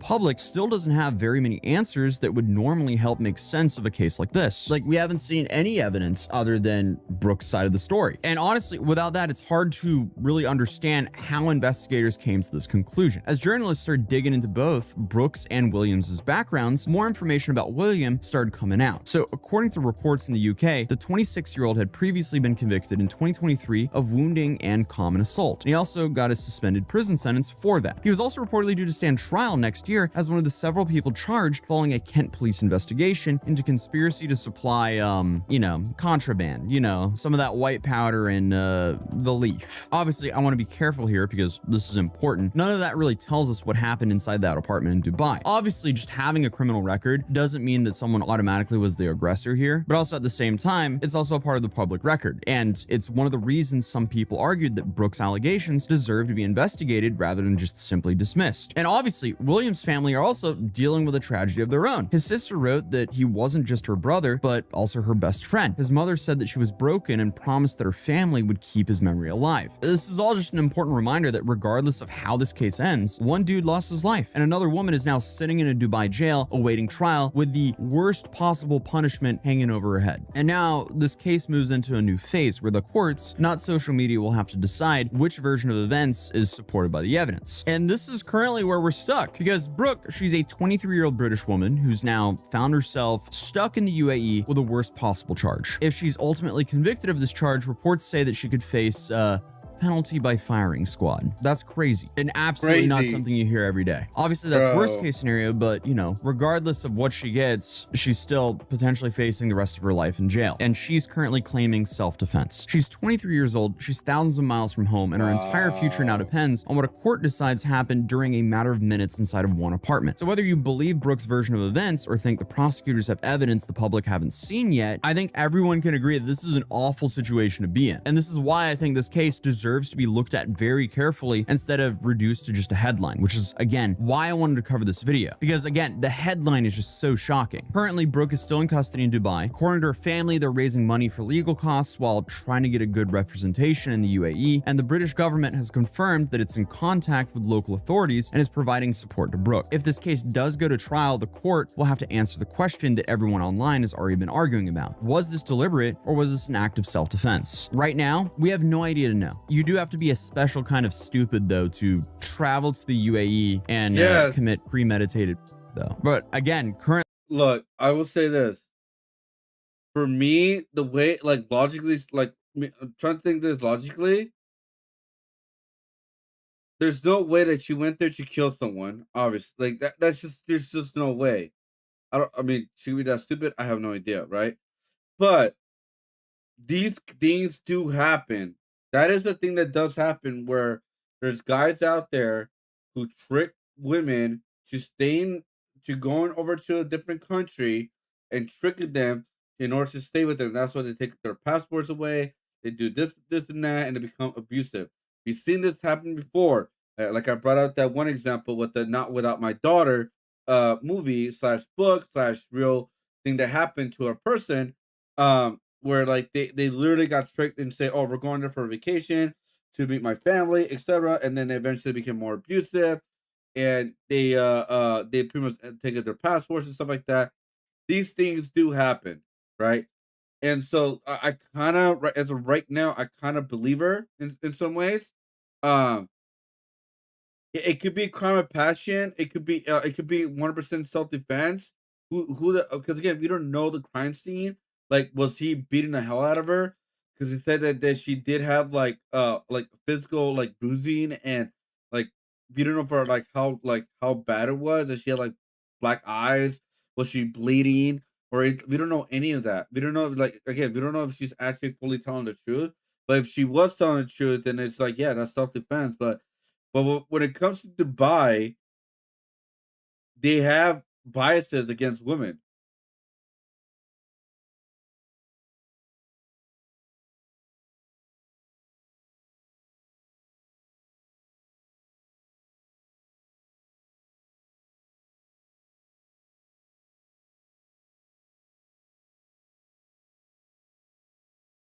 What up, King China, by the way?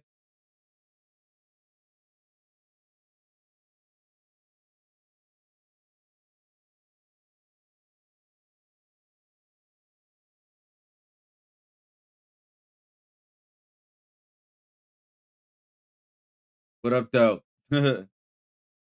Like, let's see.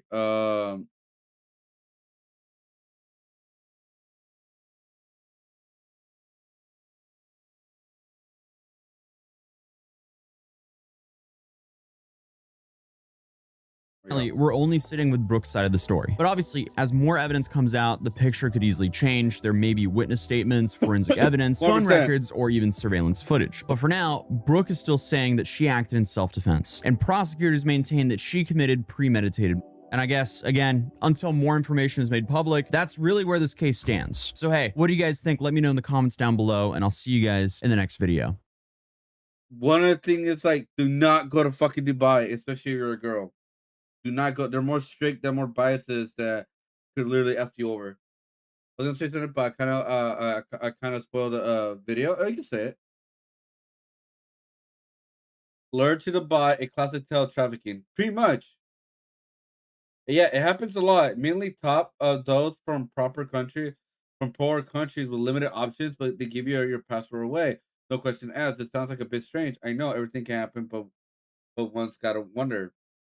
Her friend was only has one leg, was able to defend himself from a girlfriend who attacked him with a kitchen butcher knife. He had to get stitches with his arm, but she was unable to stab him. Once again, it was a surprise ambush attack, which isn't self-defense. But okay, that could be a thing, but it could be out of desperation too, where like he's holding her hostage. Right? So I don't know. This is way shorter than I thought. I remember the video being longer, but the guy she went with yeah, he did talk about the criminal past. Yeah, he did talk about that.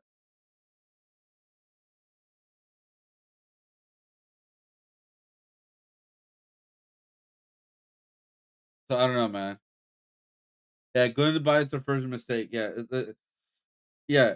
Expecting fair treatment? No. They say they do fair treatment, stuff like that, like they're progressive and all that. They got them better. They still don't do fair. They still don't do fair treatment. That's still not a full thing in Dubai. There's a reason why a lot of people are protesting against people of Evo, because Evo is officially owned by Dubai. People do not want to be a part of it Evo no more. People don't even want to watch the product of WrestleMania this year because it's in Dubai. There's a lot of stricter rules for women there, so it's gonna be very restricted. Even WWE TKO knows that, so they're like literally making like SummerSlam their WrestleMania this year. They won in day 2. Oh yeah, Saudi Arabia, but yeah.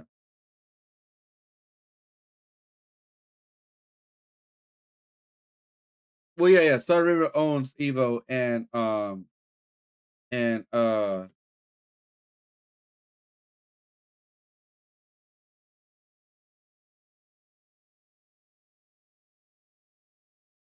yeah, Saudi owns 100% ownership of Evo.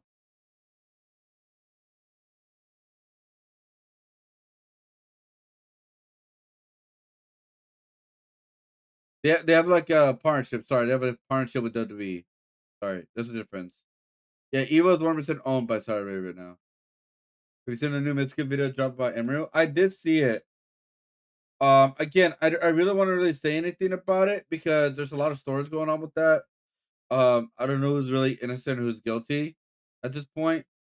I'm just curious and not curious at the same time.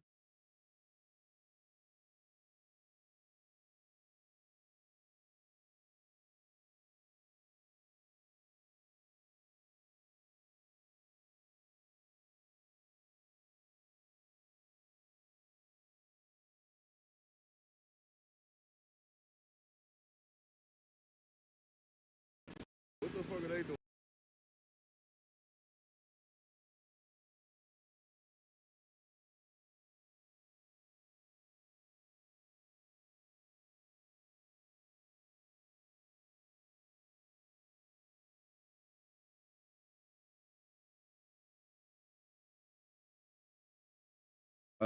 Let's see.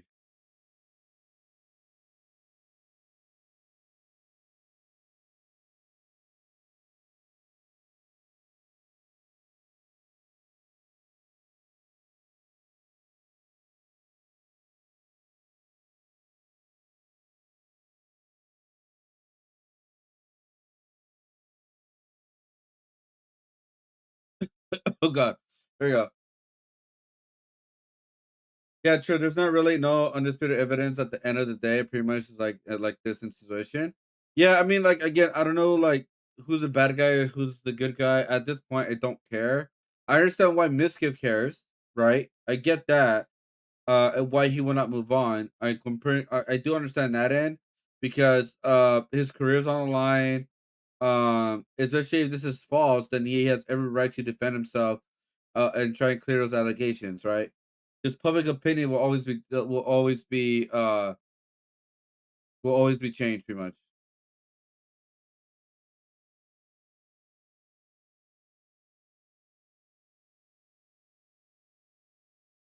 So that's like what I would say with that. You know, like I'm not even gonna get into that, you know.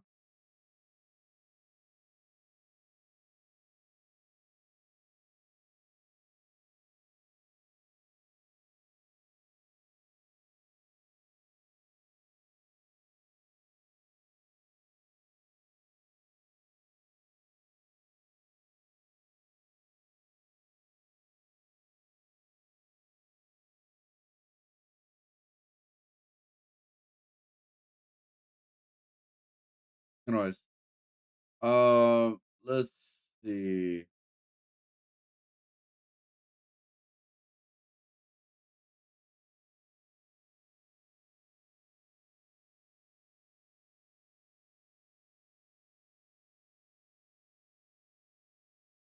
Oh, police capture a Texas church assassin. Wait, Texas church assassin? Wait, what? Wait, what? Pastor? How are you, sir? Thank you for coming out here. Inside this church in May, Texas, locals are gathering to mourn the tragic death of 25-year-old Shante Blankenship. Somewhere within this crowd is Shantae's killer, hiding in plain sight and watching town folks pointing suspicions in all directions. Has she had problems with anybody? There's this guy at Colin. We used to have problems because he used to ride around with them and stuff.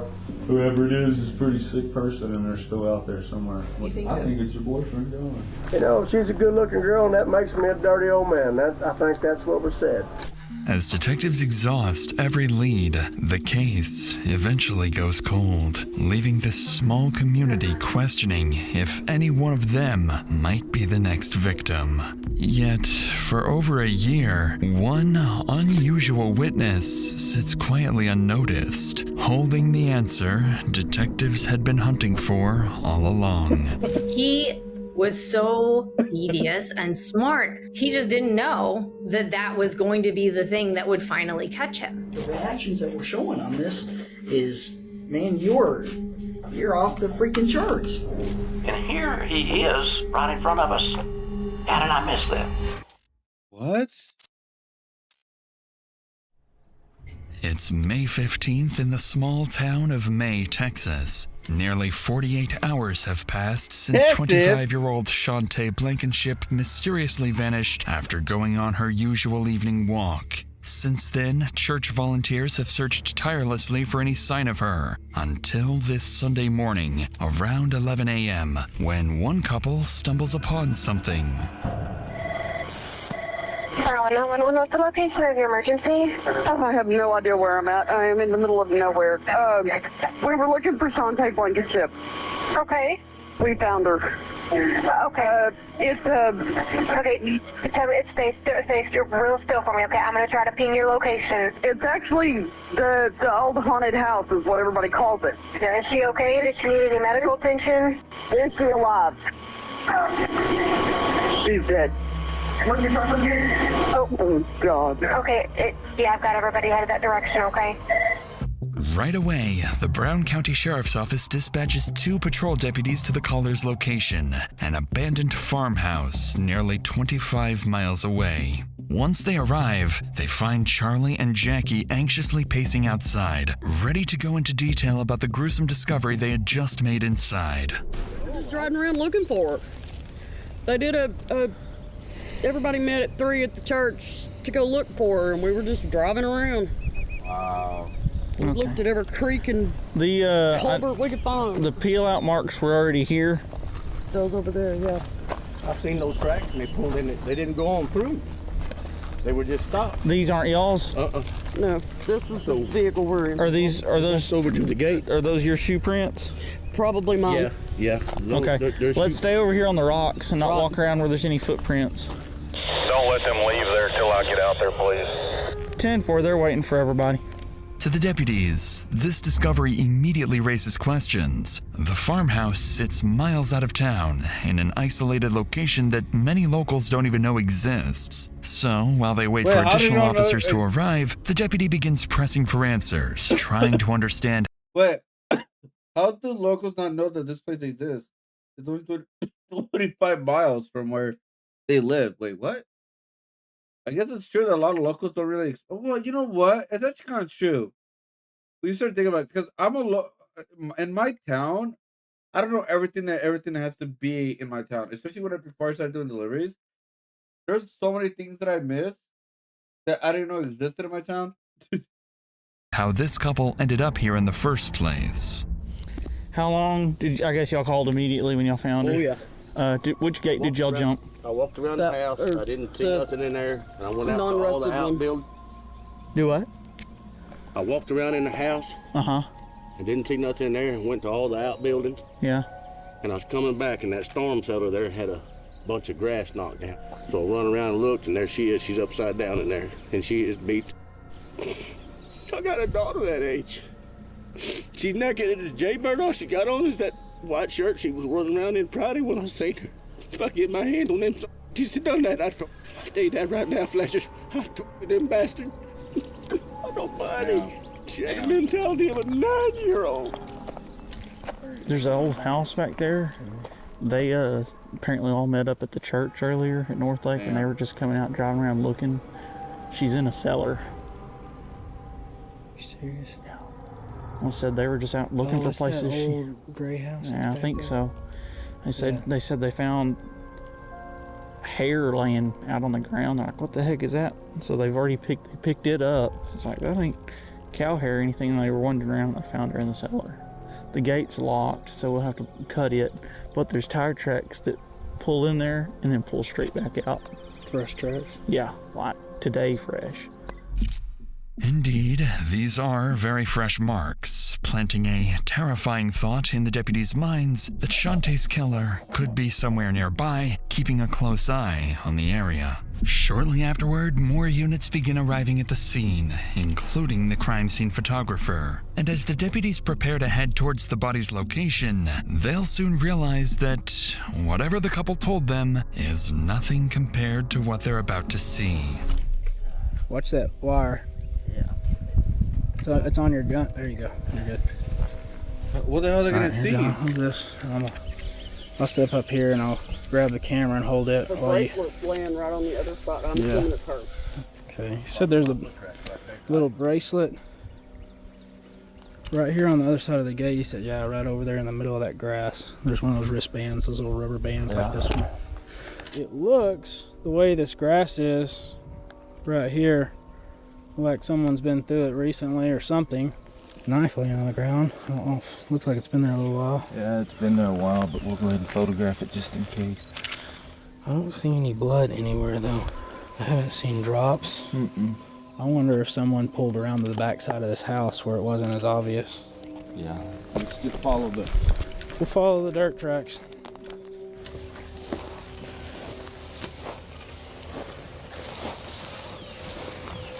That grass disturbed. She don't have any pants on. Oh God, yeah. Come on. Video here. I want to say he said he pulled this metal back. We need to find out, I mean, because you can see where there's a path right through here. Man, this grass is still thick. There's not going to be any prints. This metal right here we'll need to process probably, or I would say. Here's another pink band right here, John. Oh, yeah. It's a legit homicide, it looks like. There's blood all on that rock right there. Once all your guys get out here, I'm sure they'll want to go through this building and make sure that there's not something inside here either. Yeah.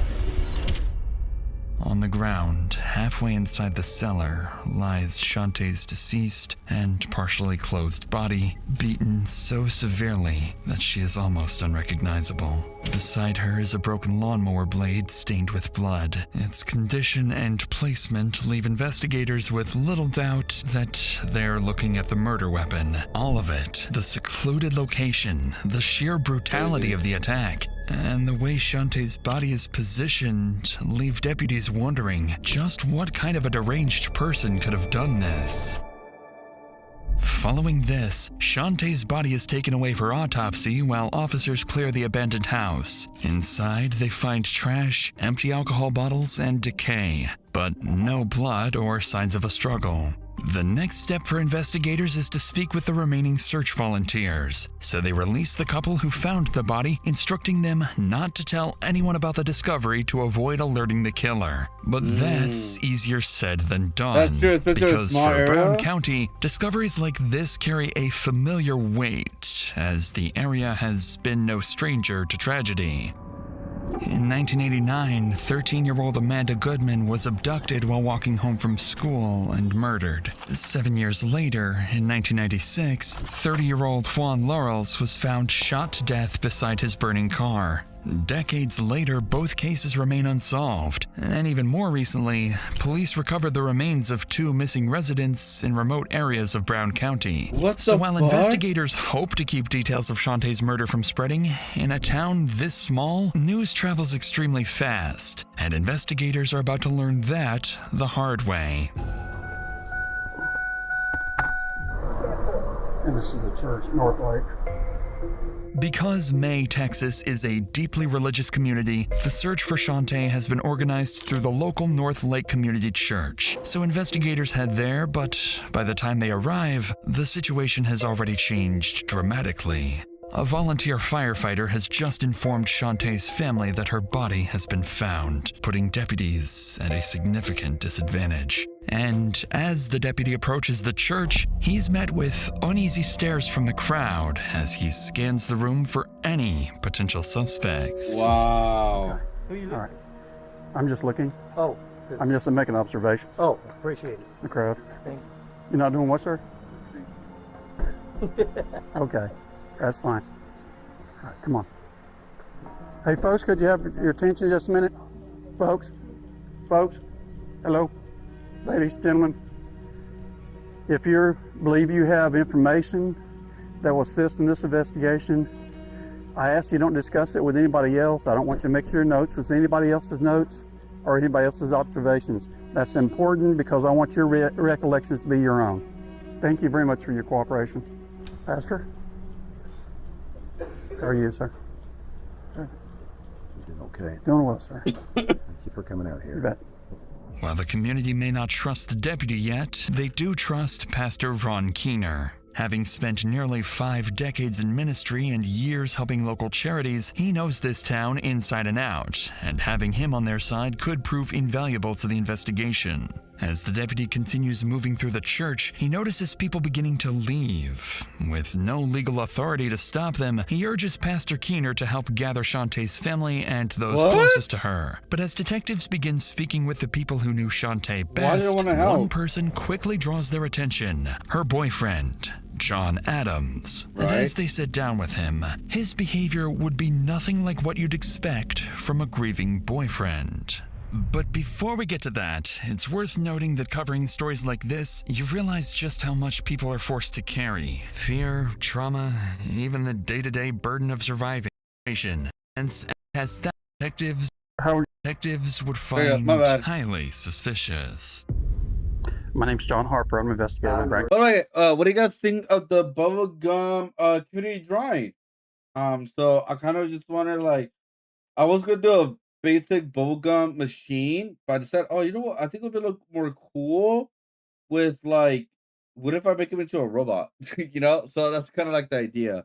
It's like, you know what? Let's make him into a robot design of the community characters, or of you guys, like gumballs inside, and yeah, so that'd be like a cool idea. Get a shirt. I don't get in trouble anymore. What does that mean? You told me and Frankie Salazar over one time. No, now I remember who you are. Yes, now I remember who you are. How long have you been with her? A little over 3 years, October 17th. Okay. How did you and her get along? How we got along? Yeah. I mean, like, there was times, I ain't gonna lie, we'd argue, I mean, like, but she's not capable of handling things. She has mental problems. I mean, like, she has a habit of yelling and stuff, and I just try, sometimes I'd just leave, and then sometimes I could just talk her out and be nice, and she'd calm down. But she just has, I mean, like, I hate to say it, she expressed herself different. I mean, like, sometimes it was like a wall, but she showed me love, you know what I mean? Despite just learning that Shantae has been found dead, John doesn't ask a single question about what happened to her that night, leaving detectives to wonder if he somehow already knows. At this stage, deputies are looking for anyone who may have had a reason to harm Shantae, and without hesitation, John would point investigators towards another man, someone who had just slipped out of the church the moment the deputy arrived. Anything else has she had problems with anybody? There used to be this guy, Colin. Guy where? Colin. Yeah. What about Colin Smith? Well, I mean, we used to have problems because she used to ride around with him and stuff, and he used to just do stupid stuff, and he, like, ride around drunk, stuff like that, and I didn't like that, and I mean, like, I should hang around and stuff, but she pretty much, me and him got into it one time because he came out to the house.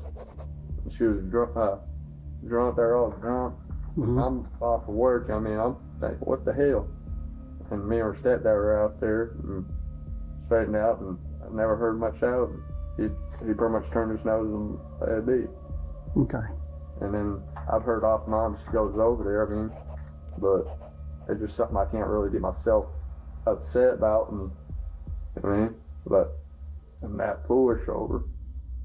As John's interview comes to an end, deputies still aren't sure what to make of him. Although he agreed to speak with them voluntarily and remains cooperative, detectives find his behavior oddly unconcerned. For now, John points investigators towards the only possible suspect he can think of, Colin Smith, a man deputies soon learn is no longer at the church. And as the church empties and the night comes to an end, detectives decide to wrap up the interviews and continue the investigation at first light. But when the community finally learns who the killer really is, they would be left speechless that someone they thought they could trust was capable of such evil.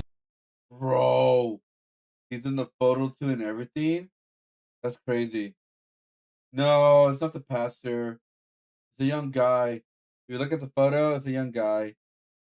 Evil. I mean, we've got Hers been brutally murdered. And here he is right in front of us. How did I miss that? How did I miss it? Wow. The next morning, just as deputies prepare to head back into town, they receive a major update from the forensic team. The initial autopsy results are in. Shantae's cause of death is determined to be blunt force trauma to the head and neck. Her injuries are consistent with the broken lawnmower blade found at the scene. She has no defensive wounds, while bruising on her arms suggests she had been dragged by the elbows. But investigators uncover something even more disturbing. Shantae's body had been violated as she was dying, or even after her death. Male DNA is recovered, giving detectives their first concrete clue about the person they're looking for. And combined with the sheer brutality of the attack, investigators begin to suspect that this was not the killer's first time, and that other victims may still be hidden somewhere. Bro. At 10 a.m., deputies make their way into town and split up, interviewing men throughout the area and collecting DNA samples in hopes of identifying the killer. Suspecting they're dealing with a serial killer, they know they can't afford to waste time, as anyone could be a potential suspect. But the terrifying part is that they have no idea which of those encounters will be the one with the killer. I guess you know why I'm here. Well, I'm sure it has something to do with Shantae. Yes, sir. What do you know about Shantae, sir? I lived here about 4 years, and she walks up and down the streets every day. Something was said, and I'm not sure about the source because I was just assigned to come out. Okay. Something about, you know, that you had said that you get excited when you see her. There might have been a comment made to say that, you know, she's a good-looking girl, and that makes me a dirty old man. I think that's what was said. And I don't give a shit if you're male and you ain't. You're going to look at a young lady and say, well, damn, she's pretty. You know? Yeah, I hear you. Somebody reported a dead body hanging in there. And they got on that gate there that came open with them. He told me she's pretty down the lane. How long ago was that? Oh, that's been. I mean, that is weird, but yeah. And you just seen her. Not the word. Not the word. Did stop talking to him? I had to stop and talk to her in the past. Some. She's a good little girl. You know, there's boys that would, you know, want to be with her, and John said that he was her boyfriend. She'd say Colin was her boyfriend. Wait, what? You never know, you know. After speaking with more than a dozen residents, detectives uncover a troubling reality. There is no shortage of men who knew Shantae, knew her routine, and may have had the opportunity to harm her, meaning there are still too many possibilities and no clear suspect. So, in search of a breakthrough, the lead detective contacts Shantae's family and learns from her mother, Michelle, that the last person likely to have seen her before she disappeared was her closest friend, Caitlin. After getting Caitlin's address, detectives drive to her house, unaware that the woman they're about to meet may hold the key to unraveling the entire case. Because no one in this house knows Shantae better than she does, or the three strange men who had recently entered her life. Caitlin, we're just trying to get as much information on this as we can. Will you just kind of tell me about Friday? What was she talking about? She was talking to me about a whole bunch of different stuff. One thing that really got me was she told me her and Colin got back together. Her and her boyfriend John talked about how they broke up because she didn't like him. And then said that actually Colin told her to meet him in the shed behind his house that night. Sorry. It's okay. Take your time. And then this guy, he drove by us in Bronco. It's white and red. You know, when you see somebody you think is really creepy, you kind of get this. He looked kind of creepy, and he waved at her, and she was like, yeah, that's so-and-so. He really tripped me out. Caitlin points to the three men who may have been involved in Shantae's disappearance: John, Colin, and a third man she can't remember, except for one detail: a red and white Ford Bronco. Once investigators locate the only matching vehicle registered in the area, the name comes back as Bobby Sosa. So with three potential suspects now at the forefront of the investigation, John, Colin, and Bobby, deputies split up and head out to each of their homes. The first team makes their way to Bobby's property, and when officers arrive, they're immediately struck by something unusual. A strong odor coming from inside the trailer. Oh no. Just to follow up on everything, I don't think you were being, misleading with us or anything, but just for us to cover anything since the vehicle's in the area, do you mind if we go in your trailer and just make sure everything's okay and there's nobody in there? Yeah, you can check. There's nobody in there, but it's a mess. It's just more just to cover all of our bases. Sure, I'm saying no problem. Any guns in there, anything like that? No, no weapons. No weapons? Maybe a pocket knife here. That's fine. All right. How long you lived out here, man? Like I said, man, in a month. Oh, yeah? It's a mess. That's fine, man. Sure, we've been in worse. I don't know. Not unless you got a hoarder around here. What? Oh, we got plenty of those, man. Hoarders. Oh, yeah. Yeah, that freezer looks like it works good, man. Runs on propane. Do what? It runs on propane. Really? Yeah, as long as we're here real quick, your storage unit shed right here. Is that cool? Appreciate it, man.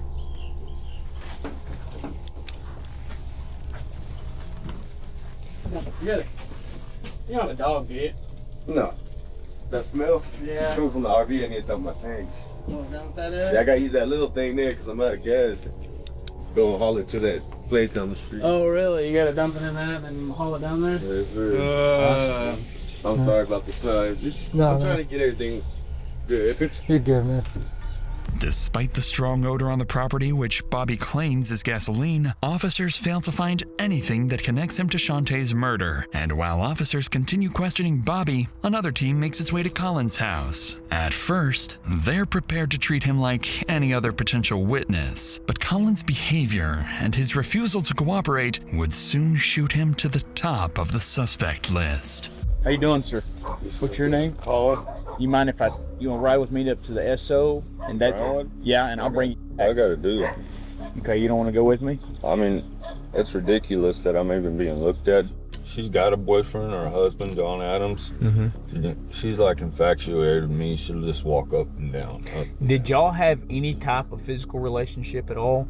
Because some of the people we talked to is that y'all had a relationship at one time. No. So never. No. Okay. What kind of relationship did she and the boyfriend have? He'd always pick her up and tell her to go get her home, and he treated her like a dog. And there's a lot of people that are kind of looking at him. I mean, it's... Yeah, well, he's one of the people I'm gonna have to interview. Are you working anywhere right now? I do lawn mowing out here. Okay.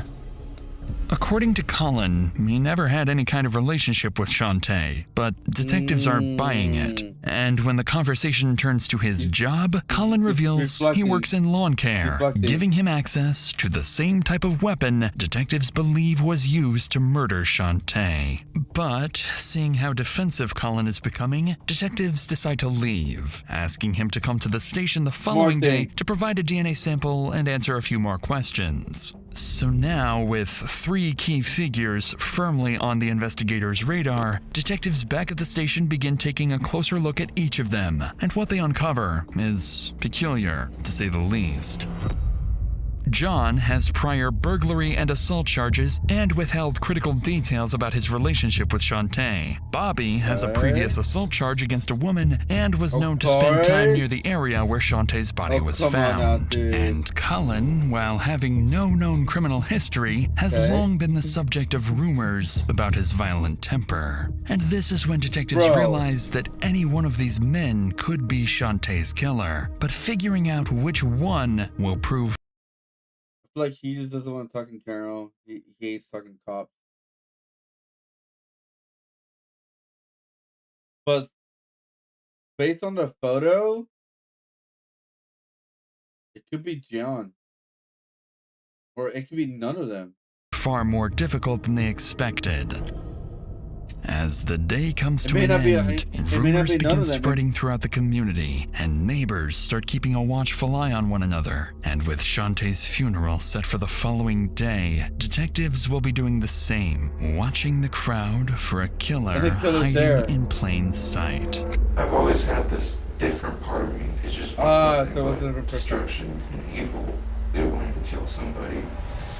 The following morning, medical examiners release Shantae's body to her family for the funeral, but not before delivering one final unexpected update. examiners have discovered unusual markings on Shantae's chest. Markings investigators cannot explain and believe may point to something ritualistic. To make matters even more unsettling, detectives realize Shantae had been murdered on Friday the 13th, a detail that only adds weight to this theory. But with no way of knowing whether the markings are significant or simply a coincidence, investigators file the possibility away as the community prepares to say its final goodbye.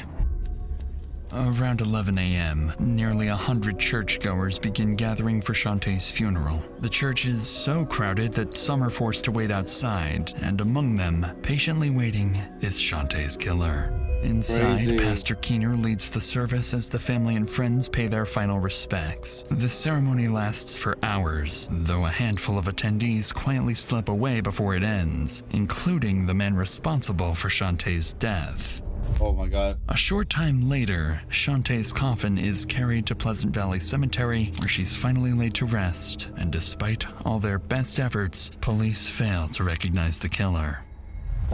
With the funeral over, detectives turn their attention back to the investigation. They call all 3 key suspects and ask them to come to the station for questioning. Around 4 p.m., Bobby and John are first to arrive at the station, handing over their phones to be searched for potential evidence. And as detectives sit down with both men, it quickly becomes clear that they both have some explaining to do.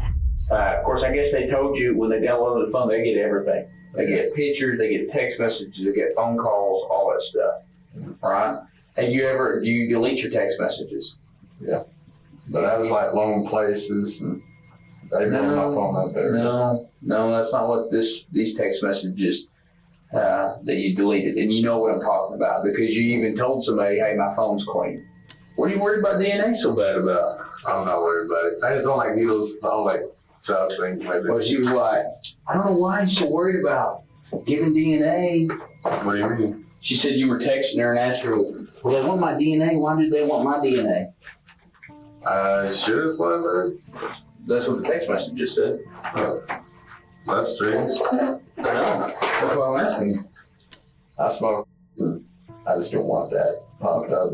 It's not all the time thing. I mean, like, I just might go to a friend or something like that. I don't care. I don't care if you smoke. I don't care if you smell. I don't care.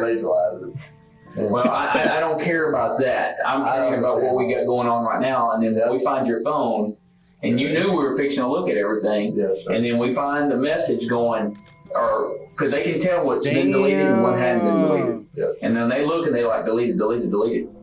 If you did have something to do with this, you need to let me know now. I would have told you day one. Okay, if I would have been around anything serious like that, or knew anything, or anybody, I would be. Or knew anybody that had anything to do with it, or anything. Because if I had anything to help out, you know, I have nieces out there, I have my sister up there. Until we figure out who this person is, I mean, everything's kind of, like you said, kind of on a lockdown because everybody's scared to death right now. Yeah. Shantae told one of the girls that she was walking with that night that she was supposed to be coming back to meet Colin Smith. Yeah, that's what we've heard. Would that make you jealous if she's going to go over there and meet with Colin? Yeah, it made me jealous, but it was still considered in a way that I can't do anything about it. I mean, so it wouldn't make you mad if she was hooking up with somebody else? It wouldn't make you mad. It would, but not to stand this far away. Of murdering her, I mean, I would never do that to that girl. I don't really have much family around here. My dad's in a nursing home, sister's in Dallas. Well, that would make it even worse, though, because the one person that you care about, if she's sleeping around with somebody else, that would, the only connection you got out here. Yeah, I'll just move on. Upon speaking with both men, detectives notice they appear more nervous than before. That said, they also know both have prior run-ins with law enforcement and could simply be wary of being wrongly targeted. But one detail stands out. Only John appears to have deleted messages from his phone. By the end of both interrogations, only circumstantial evidence remains, so detectives release the men while instructing them to provide DNA samples. Shortly afterwards, hours, Colin arrives at the station, and this time, things would take a very different turn. Feeling as though he may be their strongest suspect yet, investigators immediately ask him to take a polygraph test. And as they sit down with him, it doesn't take long before Colin admits he hasn't been entirely honest with them. Obviously. Whoever it is a pretty sick person and they're still out there somewhere, whether it's a guy or a girl. I mean, what do you think it's going to take to pass the test today? To pass the test? What do you mean? What do you think it's going to take to pass the polygraph? Honesty? Honesty, yeah. Yeah, that's going to be the... I'm an honest person, so I hate liars, so. When she was with John, she always had ace bandages and on. Always looked like something was wrong with her. Sure. Was always telling me about him putting her hands on her. Were y'all pretty sexual back then? We had a couple times, and I told him no the other day just because I was scared. As far as how she died, what all do you know about how she died? Alright, this is the very first story we got, alright? It's sickening, honestly. Sorry for cussing, but it's really sick to think how many people out there have been gossiping and like making their own stories up, you know what I mean? Like, what do you think the person that killed her is feeling right now? I don't know. Think they're feeling a little guilty about it? Do you think I think it's your boyfriend, John. Only thing I can say is maybe John did it out of like a crime of passion, you know. Interestingly, Colin admits that he was, in fact, involved in an intimate relationship with Shantae, but he insists that he has been truthful about everything else. However, that claim would soon be put to the test when the polygraph examination begins, and before long, something would happen that would cause Colin to abruptly end the interview. Hey, Colin, when we take this test, man, I'm starting to see some things in here that's a little bit concerning to me. You know, you got to be sure to be still when we take the test. First off, secondly, you know, you got to be keep everything the same. As far as when you're answering, there's a little bit of movement going on.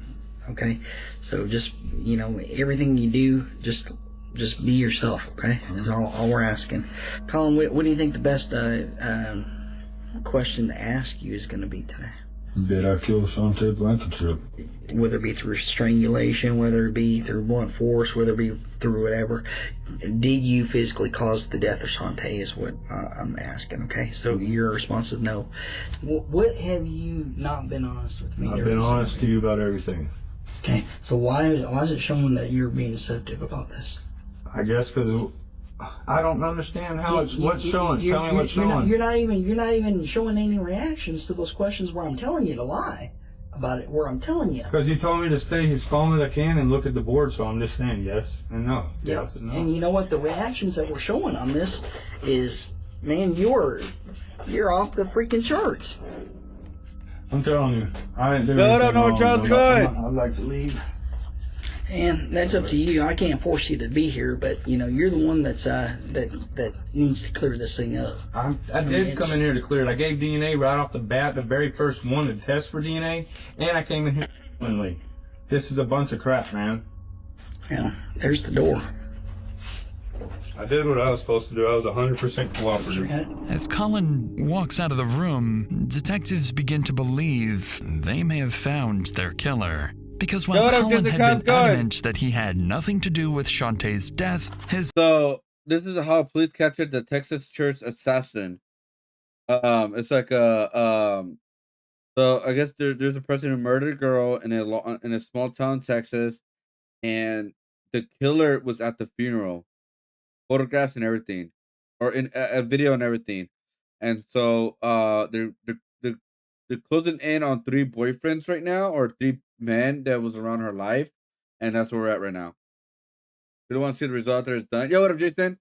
Oh yeah. So we just finished our newest community drawing, by the way. So I can't really draw a lot of new stuff right now because I'm waiting for a new sketchbook because it's filled up, guys. So we're just trying to fill out some new projects that we're working on.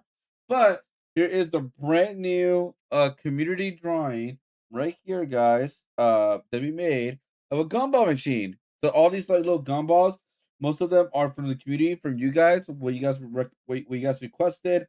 We got like a blueberry, we got a sour, we got a surprise, and yeah, we got a little cat, a little gumball, And so yeah, we have a bunch of little gumballs, and yeah, this was the new community drawing right here.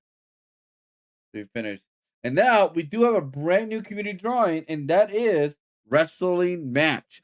So it's gonna be a bunch of like wrestling characters of like animals, and we're gonna put them into a wrestling match. That's gonna be like the new brand new community drawing. And so right now we're actually working on a product that I started like a month ago, or even like last year, I think. I'm not 100% sure. Of this food design that I've been wanting to do for a while.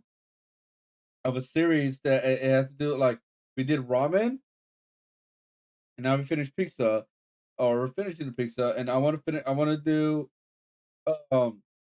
hamburgers. That's the next thing we're gonna do. And so yeah, it's a little food series that we started. And here it is, the other one right here, the sketch one right here of the ramen one, right? And so yeah, we're just trying to continue the series because I want this series to maybe be my potential first like series of t-shirt designs that I want to release to people. And yeah, again, it's just an experiment right now, so we're just kind of designing right now and everything.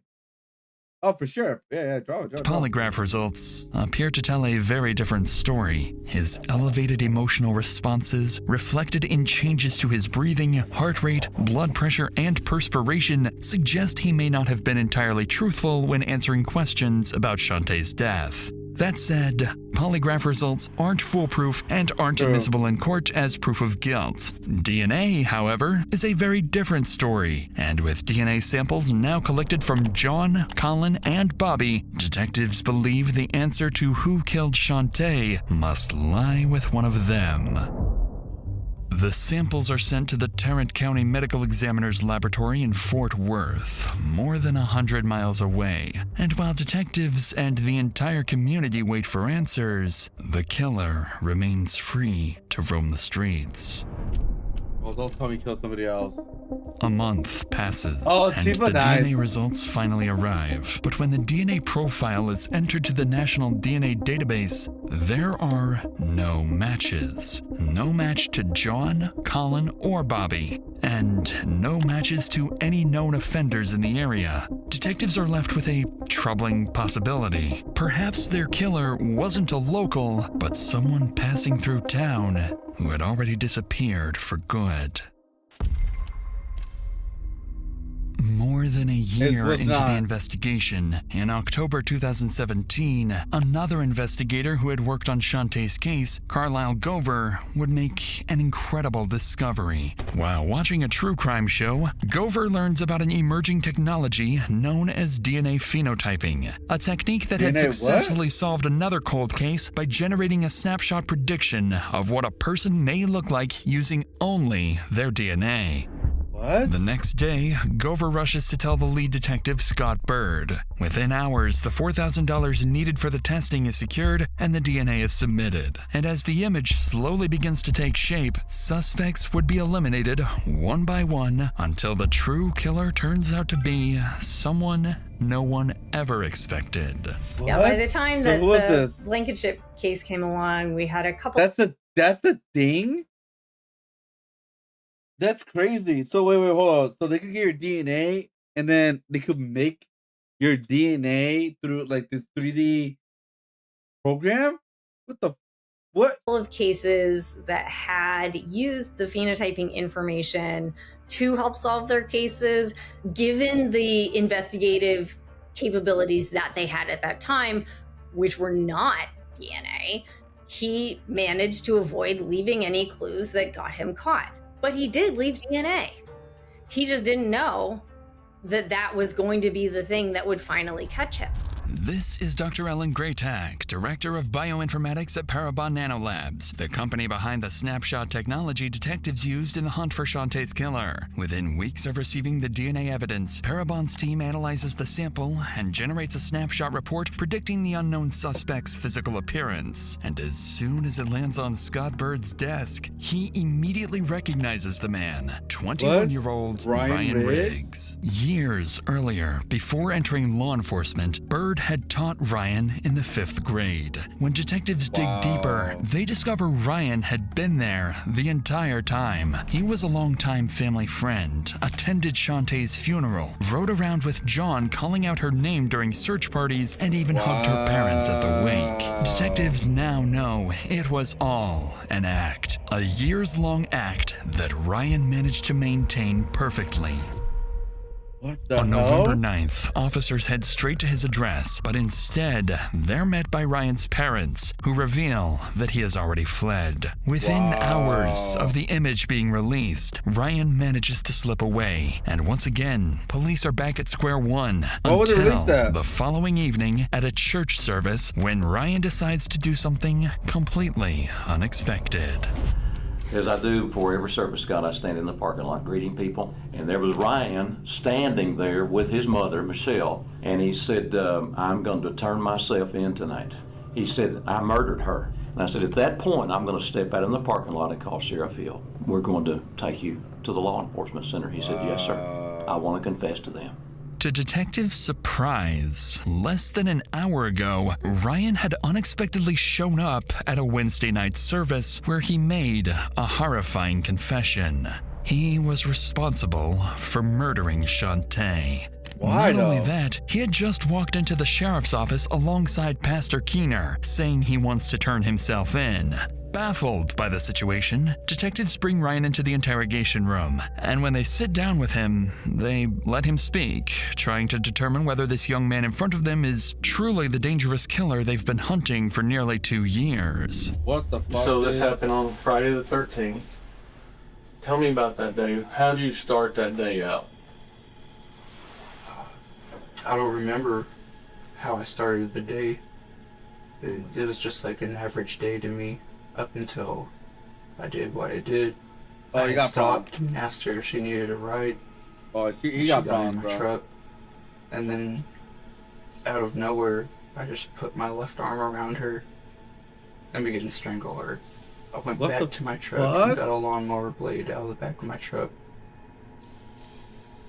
And I went back to where she was and I beat her to death with it to make sure that she was dead. I've always had this different part of me that it just wants nothing but destruction and evil. And whenever I saw her that day, it took over. So I knew what I was trying to get. It wanted to kill somebody. Ryan's description of what he did to Shantae perfectly matches the details from the crime scene, details that had never been made public. To detectives, it leaves little doubt that he is, in fact, the killer. If you could say something right now to Shantae, what would you say?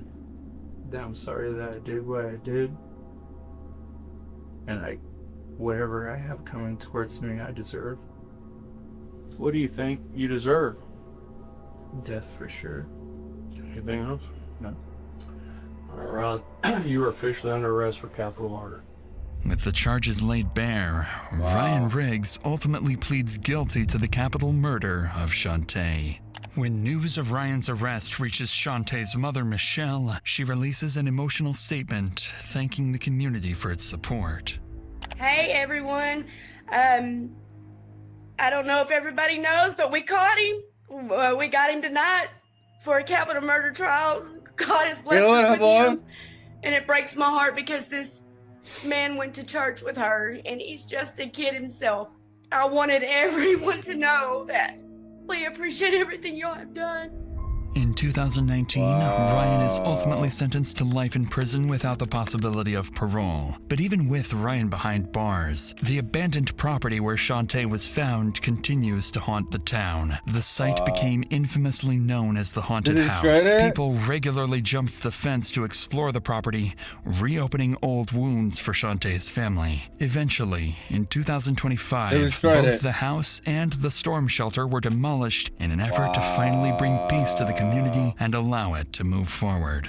Yeah, and while this case left Texas shaken by a killer hiding in plain sight, yeah, he was just one of those weirdos that just had that feeling that he just wanted to kill someone, get that experience, get that feeling.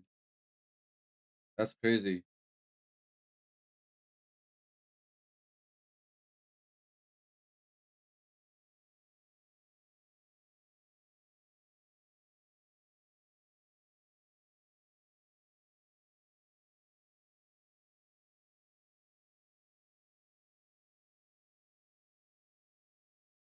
Austin, Austin who?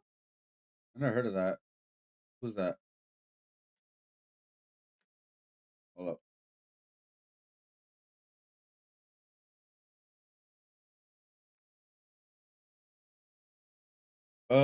It's a former college student who killed Florida couple in their garage 6 years earlier. And shoot. Oh wow. All right. What the fuck?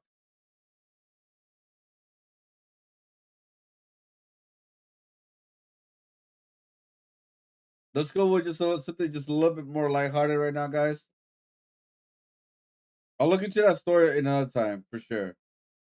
That is a crazy story. Yeah, I'm pretty sure there's a video about it already.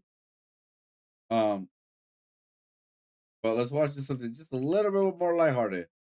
Inside the dark world of poker cheating. By the way, guys, do not gamble, okay? Do not gamble. At a high-stakes private poker game in a $17 million New York townhouse. You meet all these cool guys. He says you should call him Floppy. This one is Hulk Hogan. And this guy looks just like NBA Hall of Famer and Portland Trailblazers head coach Chauncey Billups. But for legal reasons, he isn't. That's the whole reason you're here. To rub elbows with celebrities and tough guys. And make bank. But tonight won't go as planned. You're about to get royally screwed. No gambling. For years, star-studded underground poker games were held all over the United States. No, you're fine, you're fine, and fine. allegedly, You're fine. they were rigged.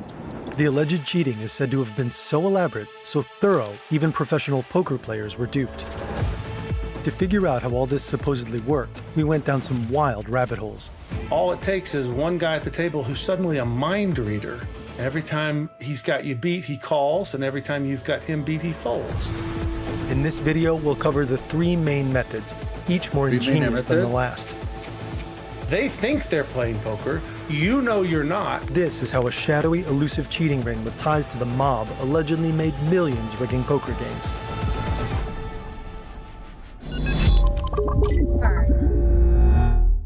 Much of our reporting is based on the claims of the United States Department of Justice, as outlined in their official documents. But the cases mentioned are ongoing, and all defendants are innocent until proven guilty. Get a drink. Have a seat. It's time to play What? You need a refresher? Oh my God. Okay. Tonight we're playing Texas Hold'em. Right away, each player gets 2 cards of their own. No! These are your cards. Peek at them carefully so no one sees. You don't touch other people's... What? Okay. Your cards are a jack and a 10 of clubs. Ooh, that's good, right? Then everyone bets. For now, just Right. toss in the minimum. In this game, that's $100. Oh, wow. The next round is $100 the minimum? flop. The dealer burns the top card and puts 3 cards on the board face up. Right. These are shared that's cards. good. Everyone A combines them with king their own to make a and full a queen. 5-card There was a hand. jack and 10. Okay. That king and queen could be great for you. Yes. Next is the second betting If you get a round. 9, it's good too. You can match the bet of the player before you. If you're feeling confident, you can raise it. If your hand just plain sucks, you can fold. In the next round, the dealer adds a 4th card to the board. Ooh. Then there's another betting round and one last card added. Ooh. Finally, it's showdown time. The final betting round before it's time to show your cards. Then, the player with the strongest hand wins. In order from weakest to strongest, these are the hands in poker. High card.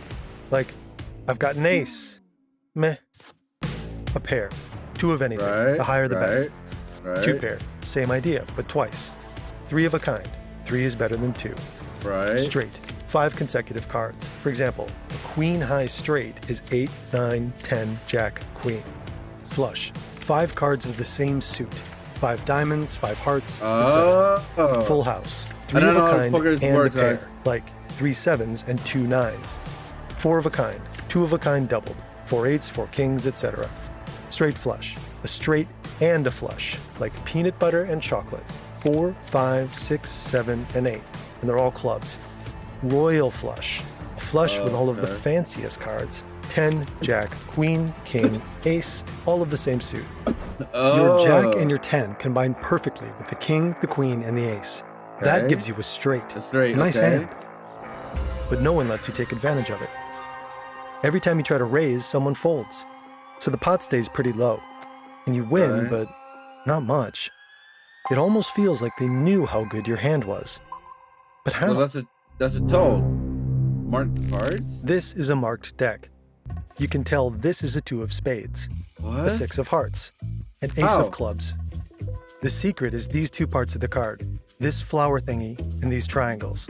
What? For the 2 of spades, the flower's top petal is colored in. So is the bottom triangle. 6 of hearts, ace of clubs. This is just one example. There are as many systems for this as there are playing card designs. Wow, I did You not can know dent your cards that. slightly, file down the sides, scuff them up That's good. crazy. But anyone at the table could notice these marks.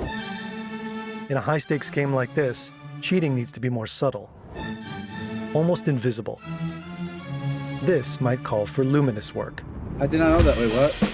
To see the marks on this card, you need special glasses or contacts. No fuck. You buy them from specialized dealers. This is old technology. Here's an ad for luminous cards in the 1927 KC Card Company catalog. Special glasses furnished free with first order. The company claimed to have invented the term luminous for this type of cheating. But according to gambling expert Jason England, the principle of cheating with hidden markings and special glasses goes all the way back to the Old West. England says that by 1929, this kind of cheating had gone mainstream. The KC Card Company even got a little touchy about it. We originated this work. No one else has the real thing. Beware of spurious imitations. Today, the tools of the trade are sold online. Sellers claim their contacts let you see ultraviolet marks on the cards, which is very sketchy internet card cheating merch of them, since scientifically that makes no sense. A normal person can't see ultraviolet markings. A typical human eye can perceive wavelengths of 700 to 380 nanometers. The Right. ultraviolet spectrum is below 400 nanometers. In theory, you could perceive a little sliver of UV light at the end of the visible range, but the lens of your eye filters it out. The real Okay. explanation for the glasses and contacts is a lot simpler. And it turns out you can make your own luminous cards. What? So what we do is we take a very, very light green ink. Oh, so right now I'm trying to finish the Fun Fantasy art piece, guys. At least the majority of it, because the big part on top right here, guys, it's gonna be what do you call it? It's gonna be Sephiroth's like ultimate form. I'm just trying to add like the right kaijus for this art piece to finish this piece, so we can finally move on from this. So if you guys don't know, I'm actually out of paper right now. I cannot draw anything really new, so I'm just looking into a lot of my sketches right now, and see projects that I abandoned or I didn't have time to finish, and I'm just trying to finish the project right now because why not? So that's what I'm doing right now. I'm looking into like what was the main weapons for the Final Fantasy to add. That's what I'm looking for right now. And then you paint it onto the back of a red playing card. The B67 is a great card to use for that. There's a line across the back of our card, which tells us it's a high card, but the faint green ink gets lost on the red card, and that's the idea. There's probably something about the human eye that makes it difficult to resolve those two colors under normal circumstances. So certainly if you painted the green ink on very, very lightly, it would be difficult to see at all unless you use that red filter to help you distinguish between the two marks. The glasses and contacts are tinted red. When you put them on, they act as a filter, allowing red light through but blocking other colors. All the white parts turn red, but the green becomes a muddy gray. Well, it turns out that everything that passes through a dark red filter, like this one, is going to try to turn some shade of red.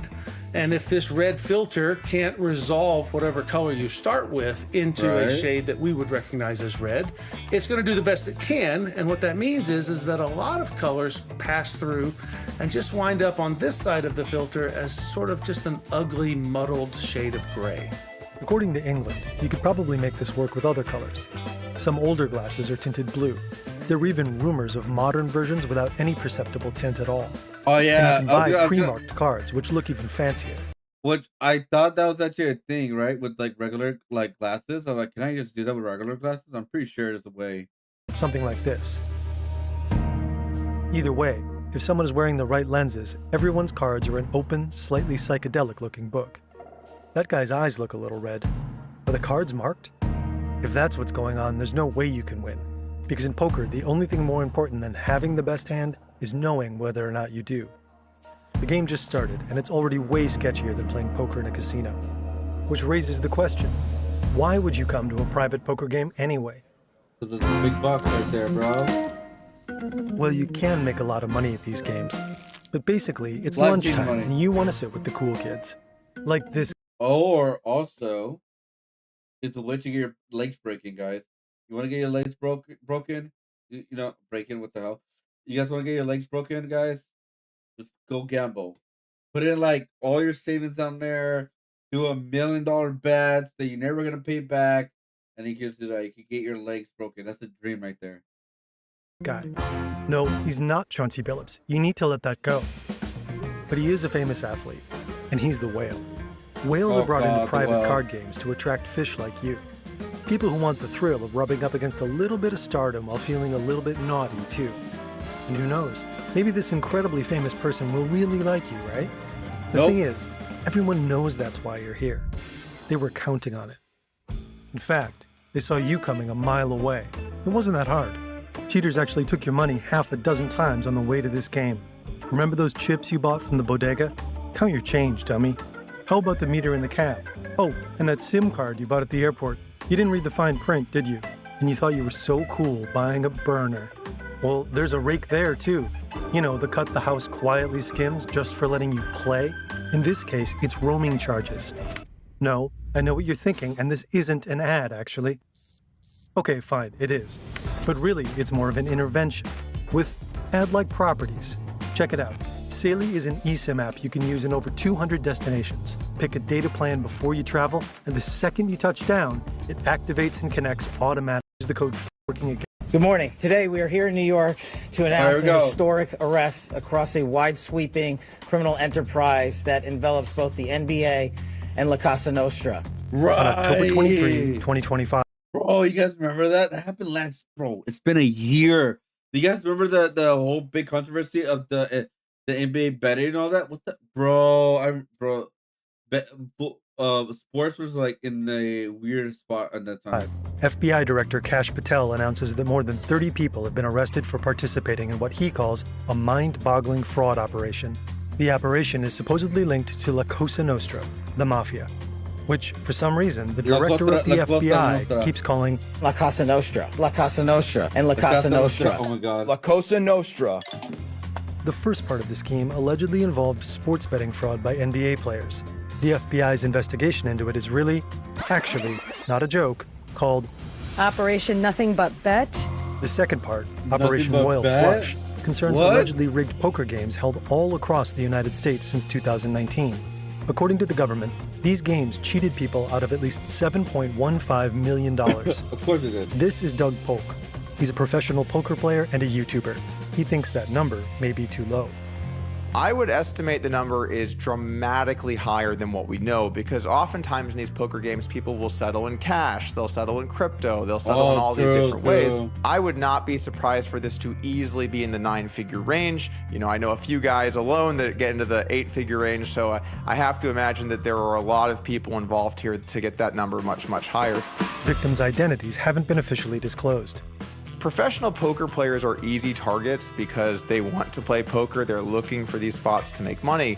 While there certainly were a number of poker professionals that lost big in these games, I wouldn't say that it was just poker pros. I would say that it was there were people from all types of different areas of the industry. In the poker world, these games seem to have gotten a little bit of a reputation. Way back in May 2023, pro poker player Matt Berkey spilled a little tea. There was this game. What did he say? It started in LA and then it came to Vegas for a few days. Hey, you know what the new gambling is nowadays, guys?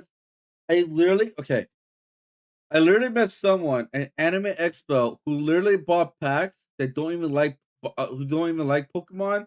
They just said they just like the thrill of opening packs, aka the gambling part of opening Pokemon packs. It's literally what they told me. That they just gave the cards away, but they like the thrill of opening packs.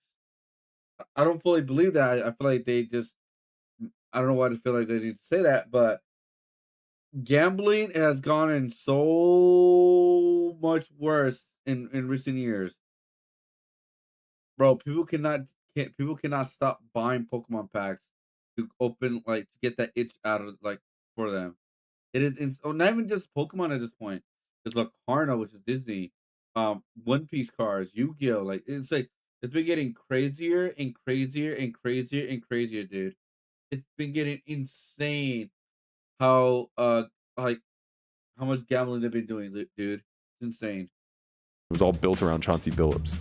I had heard about the game, and the person who told me about it was like, look, I know the game runners. I'm telling you 100% this game is on the up and up. And I was like, well, I know a lot of the people that are involved, and I'm telling you 100% that it is not on the up and up. Yeah. And it obviously like was for sure confirmed to be cheated. The indictment says Billups and former NBA player Damon Jones were these games' face cards. In the wider poker world, they're called whales. Honestly, talking about this case, the authorities throw lingo around like they're auditioning for an 80s cop movie. My message to the defendants who've been rounded up today is this. Your winning streak has ended. Your luck has run out. Violating the law is a losing proposition, and you can bet on that. The Department of Justice says its proof includes financial records, witness testimony, and surveillance photos, plus text messages, audio and video recordings, and photos taken from defendants' phones and iCloud accounts, notably those of Shane Sugar Hannon and Robert Black Rob Stroud. One especially weird possible source of information has generated a lot of speculation online. You better not. Can't hold me, baby. They can't hold me. This is Gilbert Arenas, a former NBA player. He posted this on the day of his arrest, about 3 months before the FBI's big bust. Arenas was accused of renting out his mansion for illegal high-stakes poker games as far back as 2021. Players were said to have been provided with drinks, massages, and the companionship of young women. The person allegedly hiring these young women and taking the cut of their earnings was an Israeli man, Yevgeny Giora Gershman. Citing Israeli authorities, prosecutors said this was the right-hand man of the alleged head of an organized crime group in Israel. Among other things, the prosecutors tied this group to drug trafficking, human trafficking, and illegal gambling.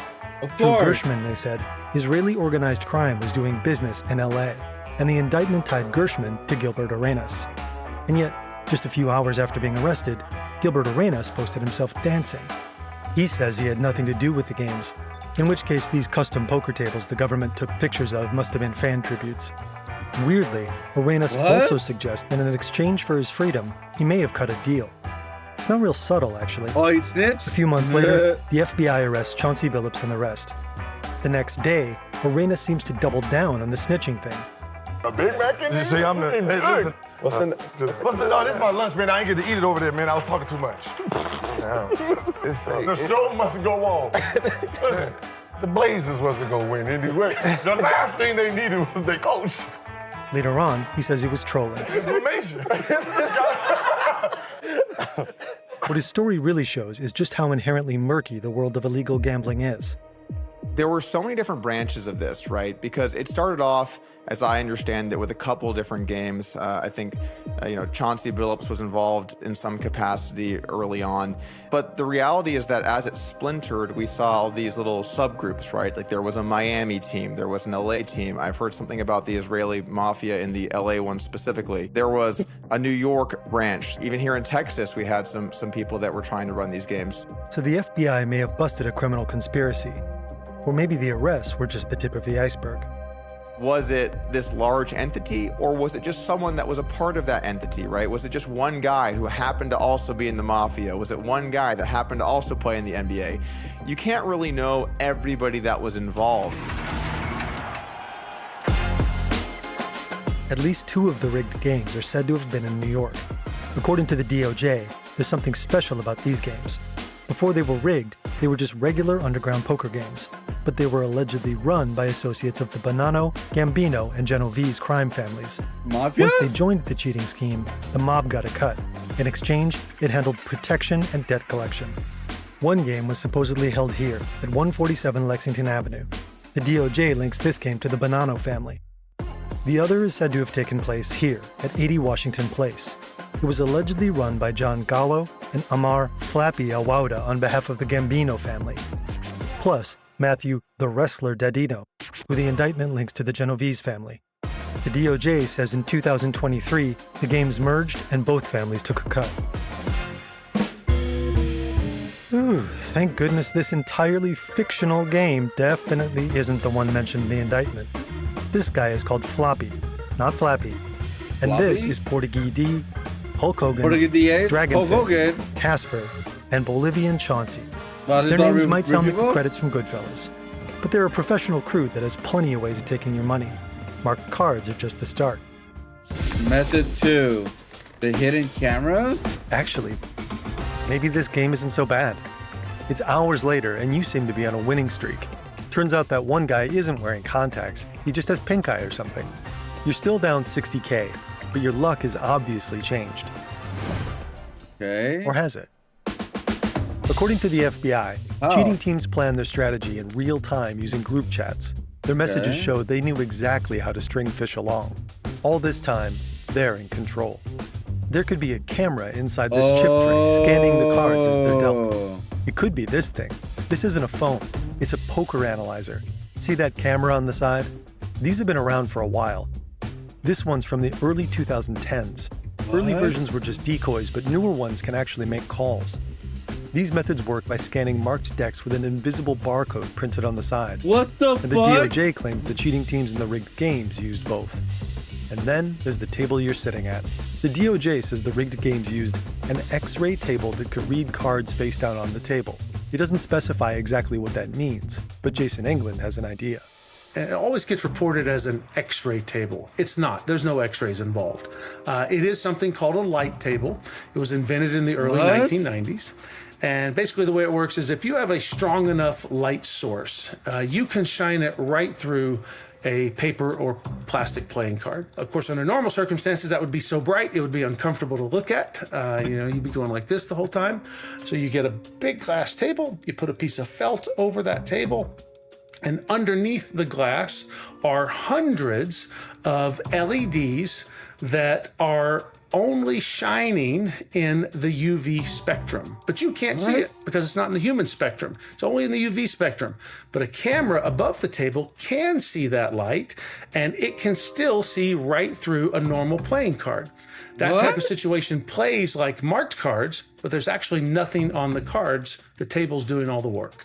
If he's right, every time you lay your cards down, the cameras are picking up exactly what you're holding. What the fuck? And an off-site member of the cheating team is taking a good look. This is the operator. He sends the info to a member of the team sitting right here at the table, the quarterback. This could happen in a number of ways.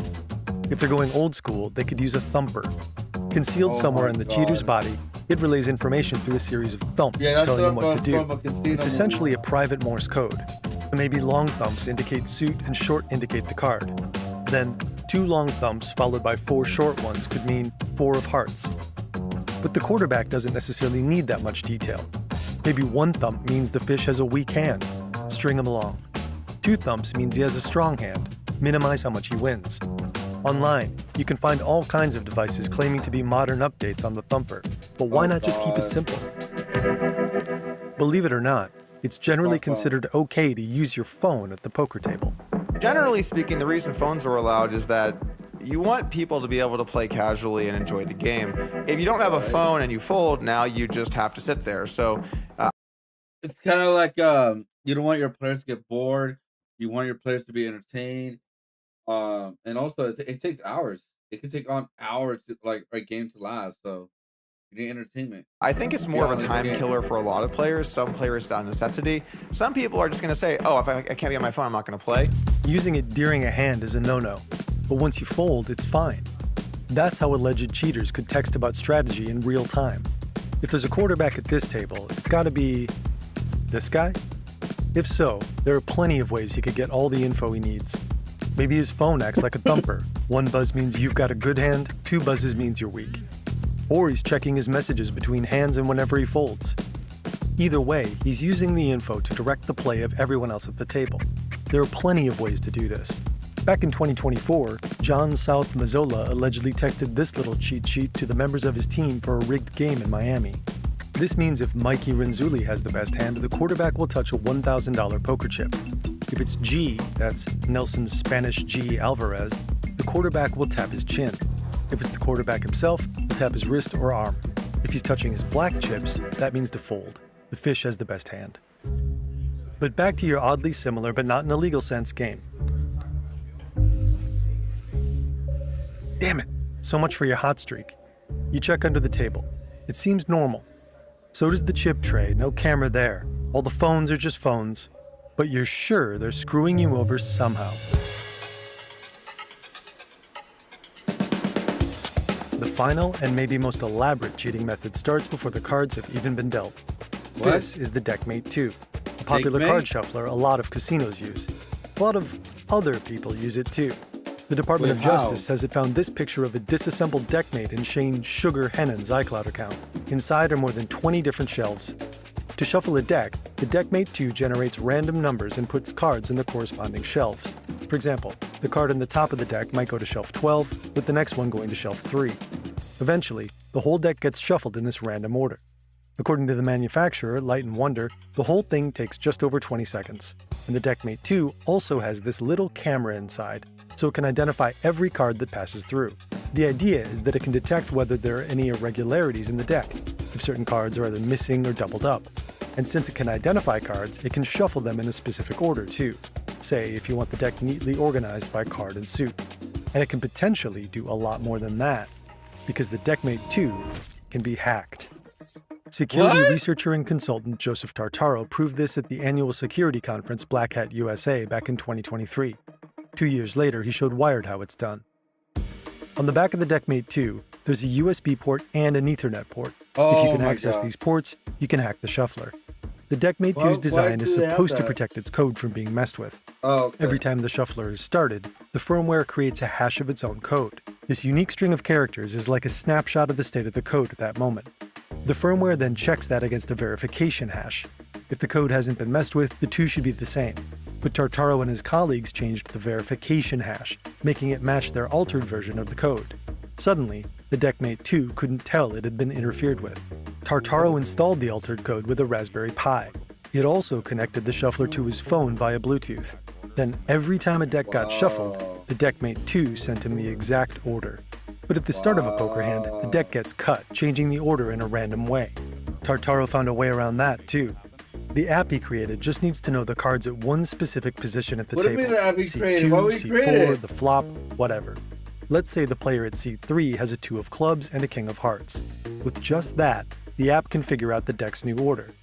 It tells the cheater what everyone's cards are and who will win the hand. What the fuck? To use the app, Tartaro and Wired cooked up a system. Tartaro would fold so he could pull out his phone. He'd enter his own cards into the app, then he'd tell his accomplice how to play using hidden signals. The DOJ claims the rigged games used hacked shufflers, often Deckmates 1 and 2, to predict the best hand at the table, and that info went to the operator and then the quarterback. It doesn't say how exactly the shufflers were employed. But Tartaro and Wired tested their method in a regulated casino-like environment. In a home game? Come on, the possibilities are endless. If the dealer's a mechanic, that is, if he's crooked, he could be faking the cut. If the shuffler put the cards in a special order, the fake cut keeps it that way. Then there's no need for an app. The order of the cards determines who's going to win, and the operator knows this before the deck even pops out of the shuffler. Or maybe the dealer's straight, but this guy over here puts the flop into an app. The app figures everyone's hands. The operator sees it, calls the quarterback, hangs up.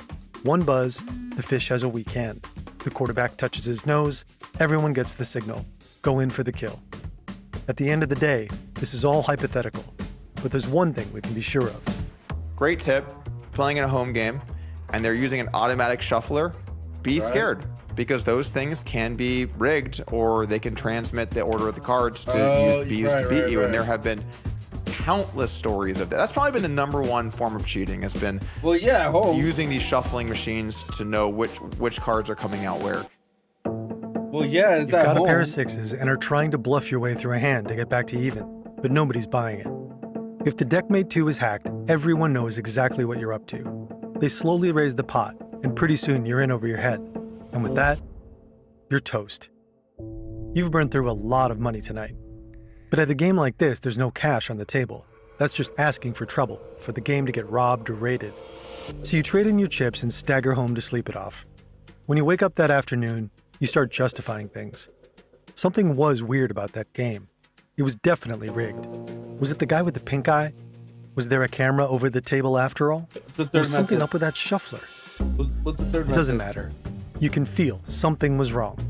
Well, you know that old saying? If you don't know who the sucker in the room is, it's you? Everyone was in on it. Every single player at the table was part of a cheating team. You'll never know exactly how they did it this time, but they were there for one reason: to take your money.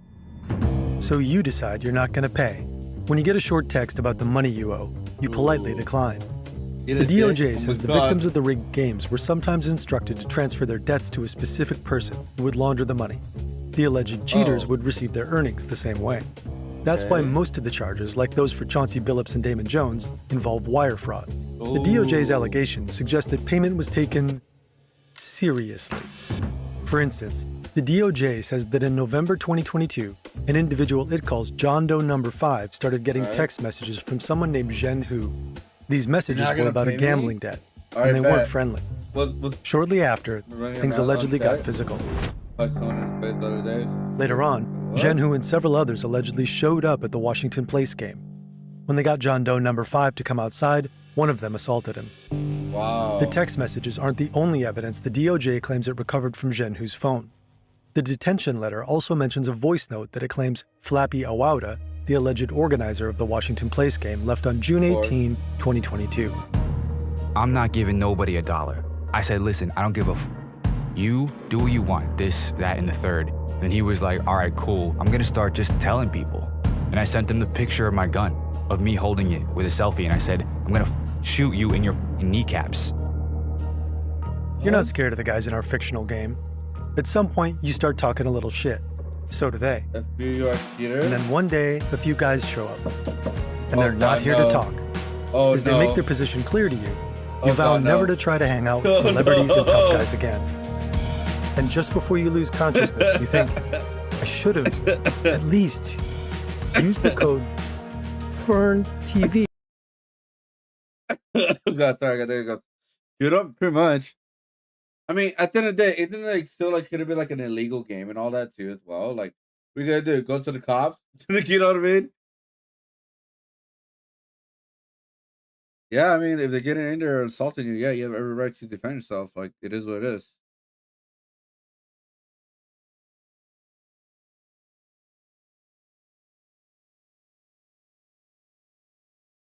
All right, so out of the other two kaijus, okay, so we finished the pizza, we finished the kaijus, and we finished the community drawing. All right, cool. We got a lot of cool progress today, for sure. Oh God. All right, guys. So, what I'm gonna do, I'm gonna end it here, because I need to sleep early because my hiccups are getting worse. Okay, I'm still getting over the confluence, guys. So, please bear with me. I know I've not had any like planned out on my streams right now. I usually plan my streams out, which I will again. I will again next week, guys. Today we're just kind of going with the flow, getting back into streaming. But at least we finished a lot of cool things. We finished Final Fantasy 7. We still need to make Sephiroth though, the last version of him. But yeah, we got that going. Oh yeah, I forgot. I was working on the Pokemon thing, so I need to start working on that soon. Yeah, so we got that done. We also got started on the Gumball. We finished the Gumball community drawing, guys. If you guys enjoyed them. The next one's gonna be wrestling. So if you guys want to be part of wrestling, all you gotta do is let me know on YouTube. Get your 4 points by going to the stream 4 times within a month and a half, or become a member. Same thing with Twitch or Kick. All you gotta do is just either subscribe or just watch the stream, get your points up, and redeem your points. And yeah, so that's all we have, guys, because I believe I have 1 page left. Which I may save that for later on today if you don't get the paper today, guys. So that's why I don't want to like use it. But yeah, we got a lot of projects that we're gonna work on, guys. We got a lot of these right here. We got a lot of these like animal drawings that I did in the past too as well. Like, there's a lot of cool designs, guys. There's a lot of cool designs we're gonna work on and like mess with pretty much. This sketchbook has a lot of cool ideas in this book that we didn't finish all of them, or we didn't like did all of them like right away. So yeah, like I said, there's a lot of stuff in here, guys. A lot of cool stuff. Avatar Last Airbender, I didn't finish that one yet. Um, so yeah, I didn't finish that one. Let's see what else we have. We got the Vegeta one. We have that one. We have that one. I'm trying to see if there's any drawings that we like that I did not finish yet. Whenever I finish, like going over to digital. El Dino, el con de la máscara de tu... Oh, gracias, gracias, gracias. Let's see. So we got that one done.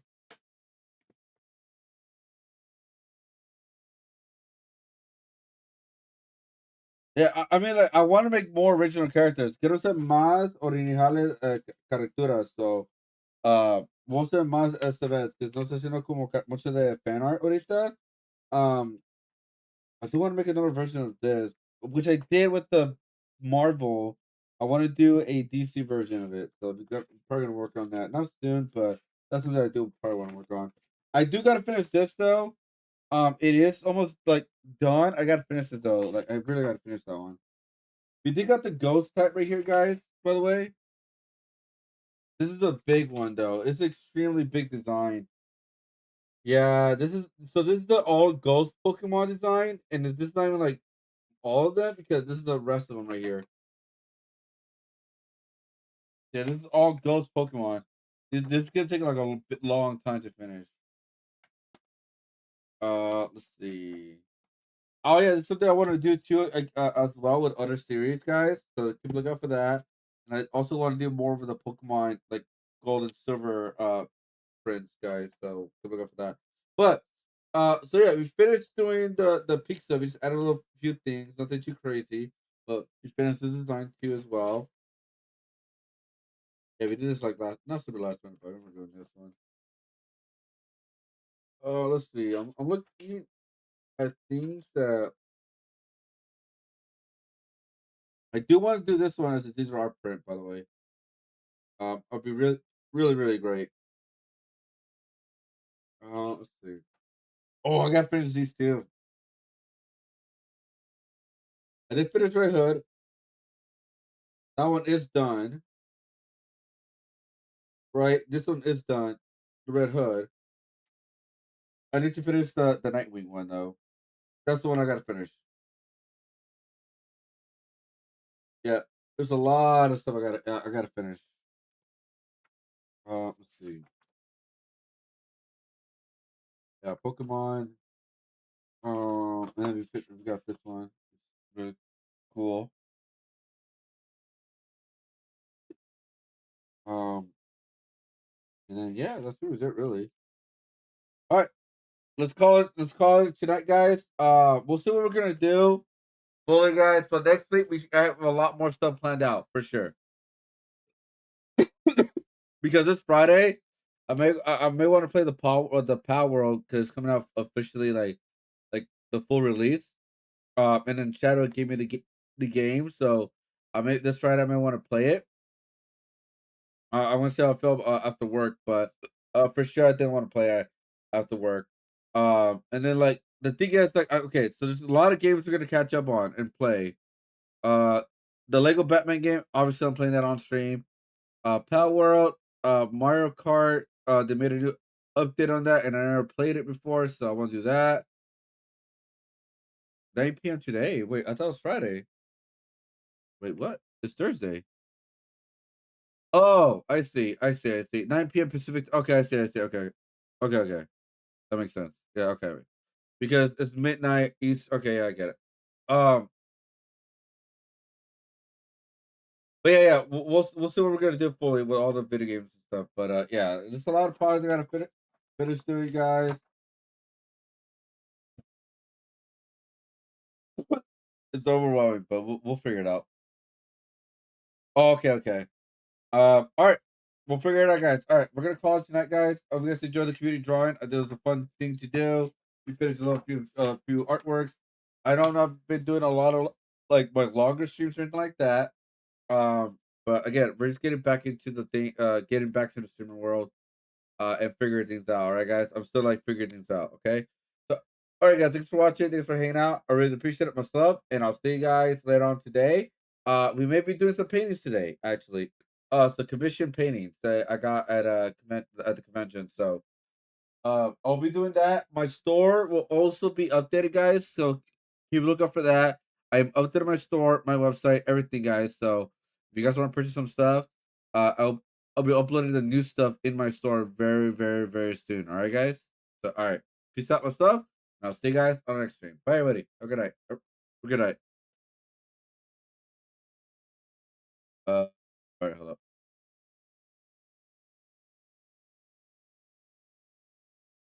Oh God. I need to raise somebody, right? Actually, let me raise somebody. Who's on right now? She's on. That's on. Let's see.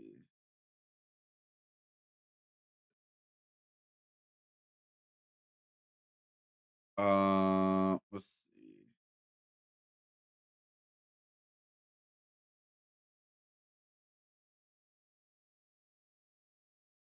Huh.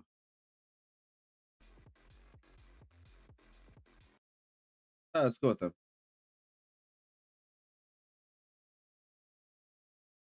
All right, good night, guys. Bye. Have a good night. I'll see you guys later on today. All right. Like I said, we're gonna do longer streams, guys. We are gonna do longer streams. Just I'm still pretty sick. That's why. So I like I'm trying to overdo it. All right, bye, everybody. Have a good night. Bye, bye. Thanks for hanging out. I really appreciate it. Bye, everybody. Like I said, I'm still getting over being sick. All right. So again, longer streams soon. Bye.